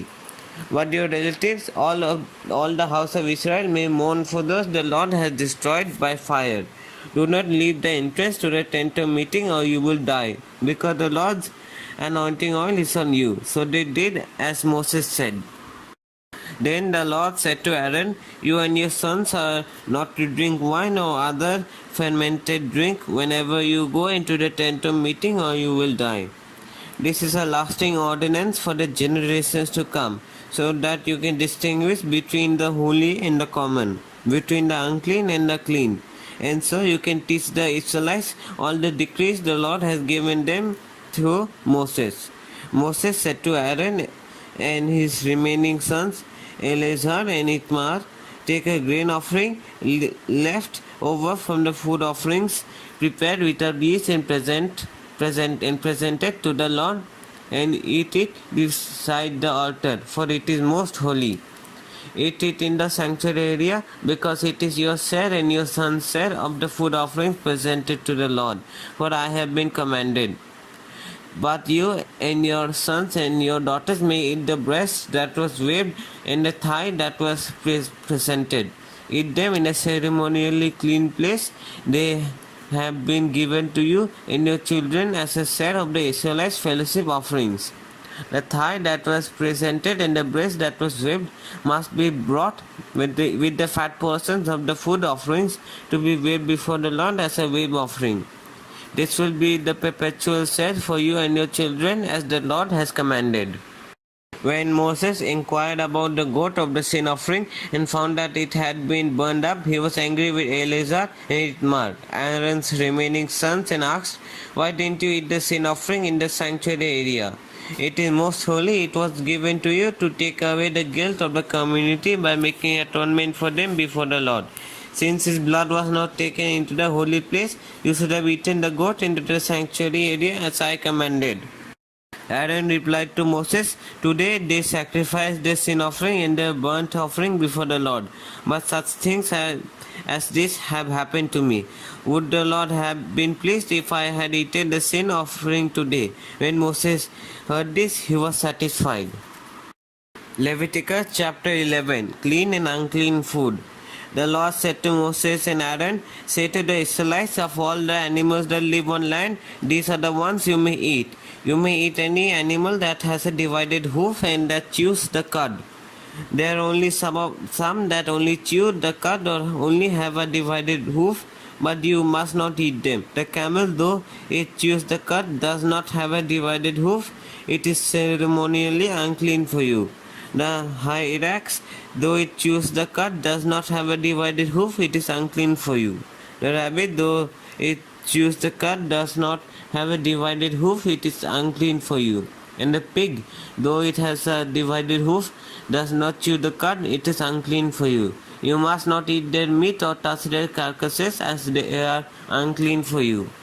Of all the creatures living in the water of the seas and the streams, you may eat any that have fish and scales. But all creatures in the seas or streams that do not have fins or scales, whether among all the swarming things or among all the living creatures in the water, you are to regard as unclean. And since you are to regard them as unclean, you must not eat their meat. You must regard their carcasses as unclean. Anything living in the water that does not have fins and scales is to be regarded as unclean by you.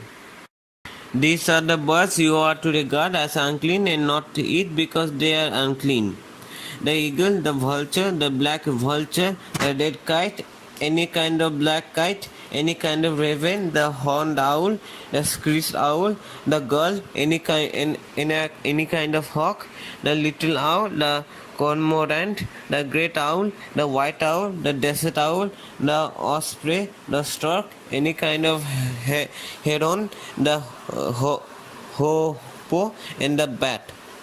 All flying insects that walk on all fours are to be regarded as unclean by you. There are, however, some flying insects that walk on all fours that you may eat, those that have jointed legs for hopping on the ground. Of this you may eat any kind of locust, katydid, cricket, or grasshopper, but all other flying things that have 4 legs you are to regard as unclean.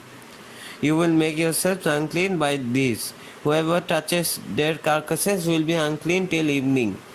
Whoever picks up one of their carcasses must wash their clothes, and they will be unclean till evening. Every animal that does not have a divided hoof or that does not chew the cud is unclean for you. Whoever touches the carcasses of any of them will be unclean.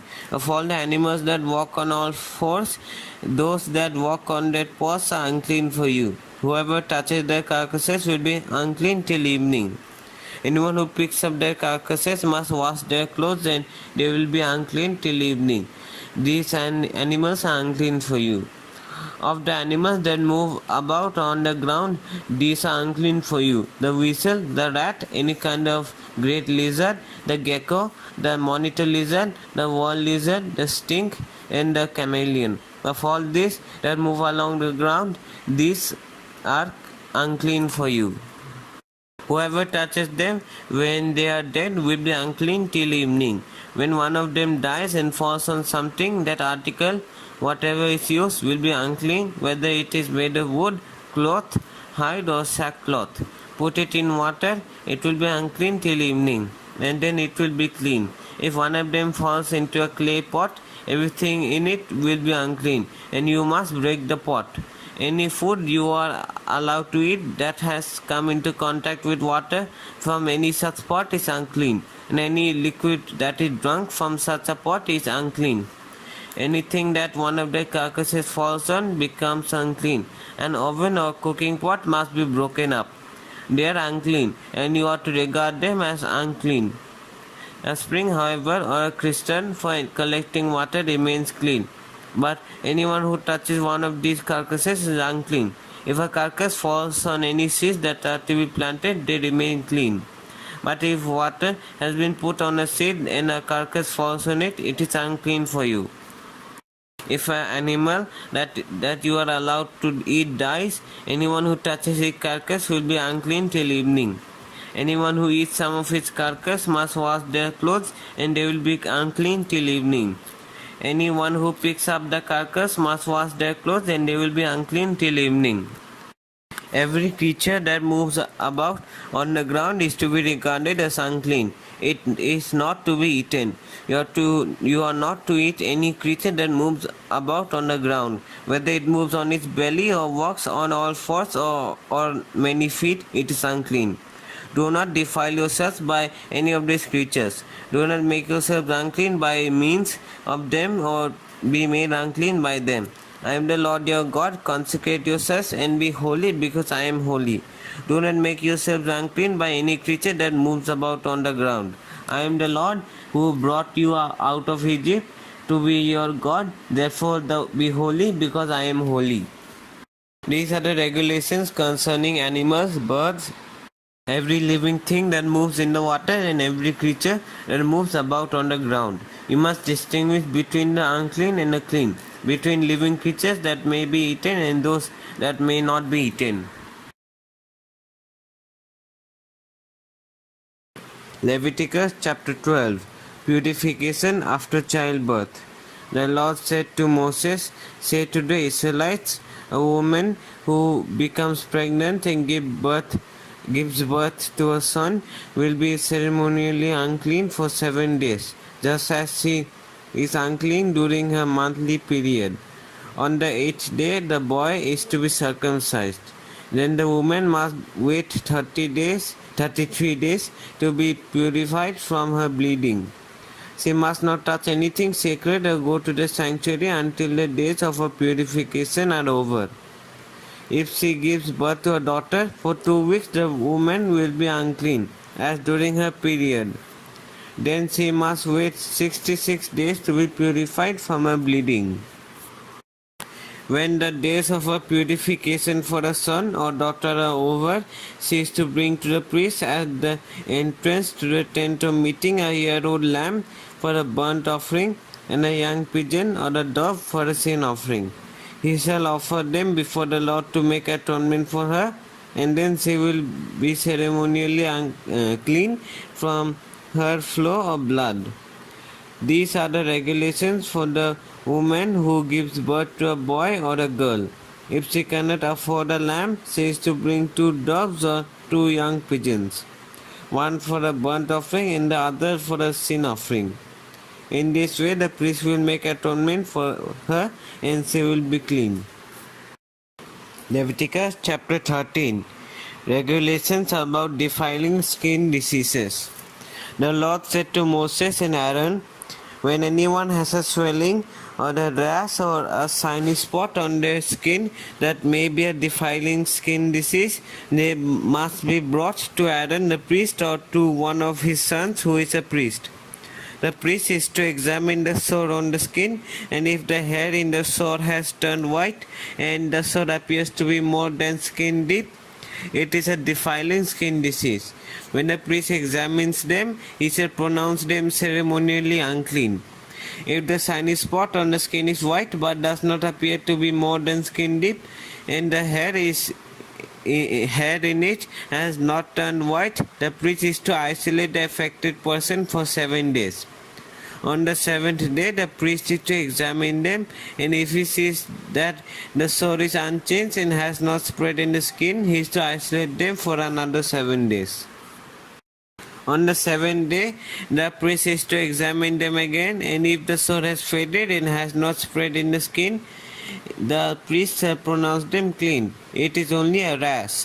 They must wash their clothes and they will be clean. But if the rash does spread in the skin after they have shown themselves to the priest to be pronounced clean, they must appear before the priest again. The priest is to examine them, and if the rash has spread in the skin, he shall pronounce them unclean. It is a defiling skin disease. When anyone has a defiling skin disease, they must be brought to the priest. The priest is to examine them, and if there is a white swelling in the skin that has turned the hair white, and if there is raw flesh in the swelling, it is a chronic skin disease, and the priest shall pronounce them unclean. He is not to isolate them because they are already unclean. If the disease breaks out all over the skin, and so far as the priest can see, it covers all the skin of the affected person from head to foot, the priest is to examine them, and if the disease has covered their whole body, he shall pronounce them clean. Since it has all turned white, they are clean. But whatever raw flesh appears on them, they will be unclean. When the priest sees the raw flesh, he shall pronounce them unclean. The raw flesh is unclean, they have a defiling disease. If the raw flesh changes and turns white, they must go to the priest. The priest is to examine them, and if the sores have turned white, the priest shall pronounce the affected person clean. Then they will be clean. When someone has a boil on their skin and it heals, and in the place where the boil was, a white swelling or reddish white spot appears, they must present themselves to the priest. The priest is to examine it, and if it appears to be more than skin deep, and the hair in it has turned white, the priest shall pronounce them unclean. It is a defiling skin disease that has broken out where the boil was. But if when the priest examines it, there is no white hair in it, and it is not more than skin deep and has faded, then the priest is to isolate them for 7 days. If it is spreading in the skin, the priest shall pronounce them unclean. It is a defiling disease. But if the spot is unchanged and has not spread, it is only a scar from the boil, and the priest shall pronounce them clean. When someone has a burn on the skin and a reddish white or white spot appears in the raw flesh of the burn, the priest is to examine the spot, and if the hair in it has turned white and it appears to be more than skin deep, it is a defiling disease that has broken out in the burn. The priest shall pronounce them unclean. It is a defiling skin disease. But if the priest examines it and there is no white hair in the spot, and if it is not more than skin deep and has faded, then the priest is to isolate them for 7 days. On the 7th day, the priest is to examine them, and if it is spreading in the skin, the priest shall pronounce them unclean. It is a defiling skin disease. If, however, the spot is unchanged and has not spread in the skin but has faded, it is a swelling from the burn, and the priest shall pronounce them clean. It is only a scar from the burn. If a man or woman has a sore on their head or chin, the priest is to examine the sore, and if it appears to be more than skin deep and the hair in it is yellow and thin, the priest shall pronounce them unclean. It is a defiling skin disease on the head or chin.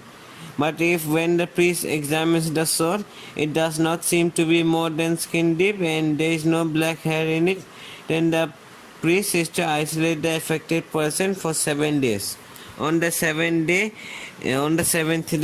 the priest is to examine the sore, and if it has not spread and there is no yellow hair in it, and it does not appear to be more than skin deep, then the man or woman must shave themselves except for the affected area, and the priest is to keep them isolated another 7 days.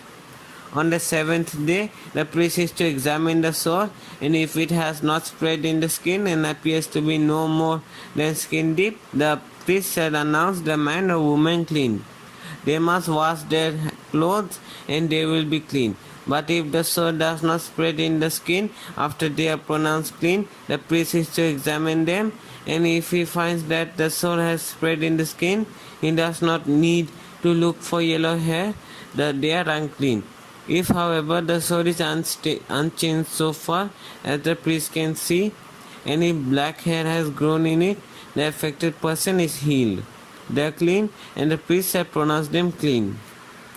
When a man or woman has white spots on the skin, the priest is to examine them, and if the spots are dull white, it is a harmless rash that has broken out on the skin. They are clean. A man who has lost his hair and is bald is clean. If he has lost his hair from the front of his scalp and has a bald forehead, he is clean. But if he has a reddish white sore on his bald head or forehead, it is a defiling disease breaking out on his head or forehead. A priest is to examine him, and if the swollen sore on his head or forehead is reddish white like a defiling skin disease, the man is diseased and is unclean. The priest shall pronounce him unclean because of the sore on his head. Anyone with such a defiling disease must wear torn clothes. Let their hair be unkempt, cover the lower part of their face and cry out, unclean, unclean. As long as they have the disease, they remain unclean. They must live alone. They must live outside the camp. Regulations about defiling molds. As for any fabric that is spoiled with a defiling mold, any woolen or linen clothing, any woven or knitted material of linen or wool, any leather or anything made of leather, if the affected area in the fabric, the leather, the woven or knitted material or any leather article is greenish or reddish, it is a defiling mold and must be shown to the priest. The priest is to examine the affected area and isolate the article for 7 days. On the seventh day, he is to examine it, and if the mold has spread in the fabric, the woven or knitted material, or the leather, or whatever is used, it is a persistent, defiling mold. The article is unclean. He must burn the fabric, the woven or knitted material of wool or linen, or any leather article that has been spoiled. Because the defiling mold is persistent, the article must be burned. But if when the priest examines it, the mold has not spread in the fabric, the woven or knitted material, or the leather article, he shall order that the spoiled article be washed. Then he is to isolate it for another 7 days. After the article has been washed, the priest is to examine it again, and if the mold has not changed its appearance, even though it has not spread, it is unclean. Burn it, no matter which side of the fabric has been spoiled. If when the priest examines it, the mold has faded after the article has been washed, he is to tear the spoiled part out of the fabric, the leather, or the woven or knitted material. But if it reappears in the fabric, in the woven or knitted material, or in the leather article, it is a spreading mold. Whenever and whatever has the mold must be burned. Any fabric, woven or knitted material, or any leather article that has been washed and is rid of the mold must be washed again. Then it will be clean. These are the regulations concerning defiling molds in woolen or linen clothing, woven or knitted material, or any leather article for pronouncing them clean or unclean. Leviticus chapter 14. Cleansing from defiling skin diseases. The Lord said to Moses, "These are the regulations for any diseased person at the time of their ceremonial cleansing. When they are brought to the priest is to go outside the camp and examine them. If they have been healed of the defiling skin disease, the priest shall order that 2 live clean birds and some cedar wood, scarlet yarn and hyssop be brought for the person to be cleansed. Then the priest shall order that one of the birds be killed over fresh water in a clay pot. He is then to take the live bird and dip it together with the cedar wood, the scarlet yarn and the hyssop into the blood of the bird that was killed over the fresh water. 7 times he shall sprinkle the one to be cleansed of the defiling disease and then pronounce them clean. After that he is to release the live bird in the open fields. The person to be cleansed must wash their clothes, shave off all their hair and bathe with water. Then they will be ceremonially clean. After this they may come into the camp, but they must stay outside their tent for 7 days. On the 7th day they must shave off all their hair. They must shave their head, their beard, their eyebrows, and the rest of their hair. They must wash their clothes and bathe themselves with water, and they will be clean. On the 8th day, they must bring 2 male lambs and 1 ewe lamb a year old, each without defect, along with 3/10 of an ephah on the finest flour mixed with olive oil for a grain offering, and 1 log of oil. The priest who pronounces them clean shall present both the one to be cleansed and their offerings before the Lord at the entrance to the tent of meeting. Then the priest is to take one of the male lambs and offer it as a guilt offering, along with the log of oil. He shall wave them before the Lord as a wave offering. He is to slaughter the lamb in the sanctuary area where the skin offering and the burnt offering are slaughtered. Like the sin offering, the guilt offering belongs to the priest. It is most holy. The priest is to take some of the blood the guilt offering and put it on the lobe of the right ear of the one to be cleansed, on the thumb of the right hand, and on the big toe of the right foot. The priest shall then take some of the log of oil, pour it in the palm of his own left hand, dip his right forefinger into the oil in his palm, and with his finger sprinkle some of it before the Lord 7 times. The priest is to put some of the oil remaining in his palm on the lobe of the right ear of the one to be cleansed, on the thumb of the right hand, and on the big toe of the right foot, on the top of the blood of the guilt offering. The rest of the oil in his palm the priest shall put on the head of the one to be cleansed and make atonement for them before the Lord. Then the priest is to sacrifice the sin offering and make atonement for the one to be cleansed from their uncleanliness.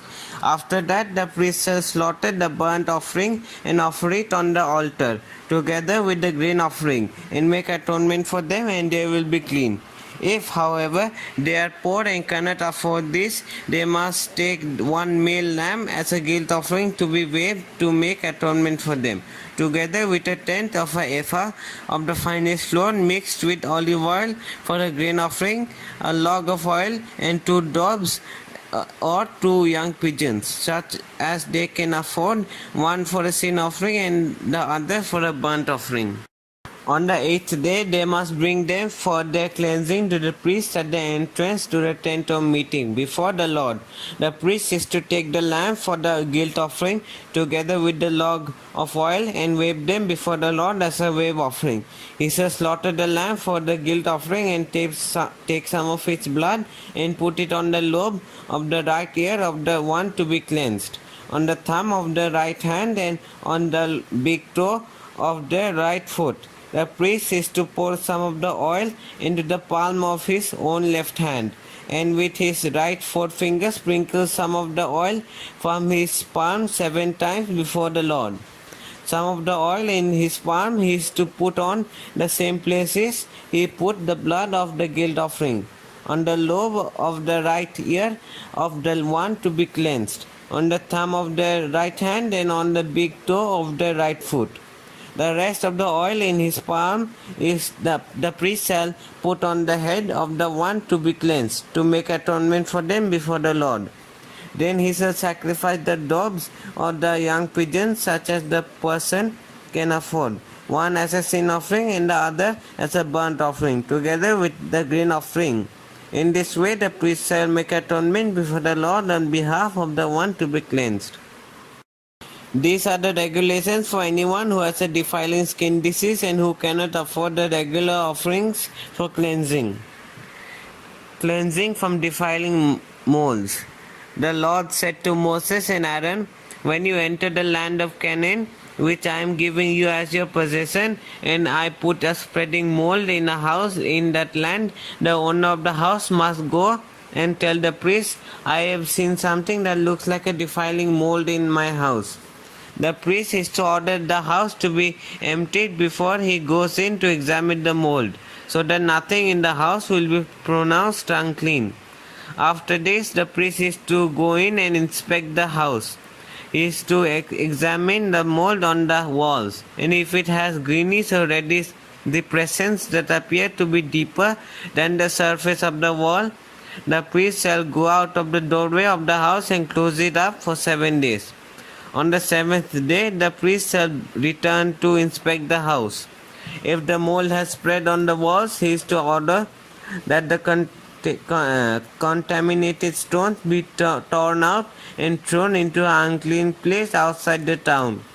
He must have all the inside walls of the house scraped, and the material that is scraped off dumped into an unclean place outside the town. Then they are to take other stones to replace these, and take new clay and plaster the house. If the defiling mold reappears in the house after the stones have been torn out and the house scraped and plastered, the priest is to go and examine it. And if the mold has spread in the house, it is a persistent defiling mold. The house is unclean.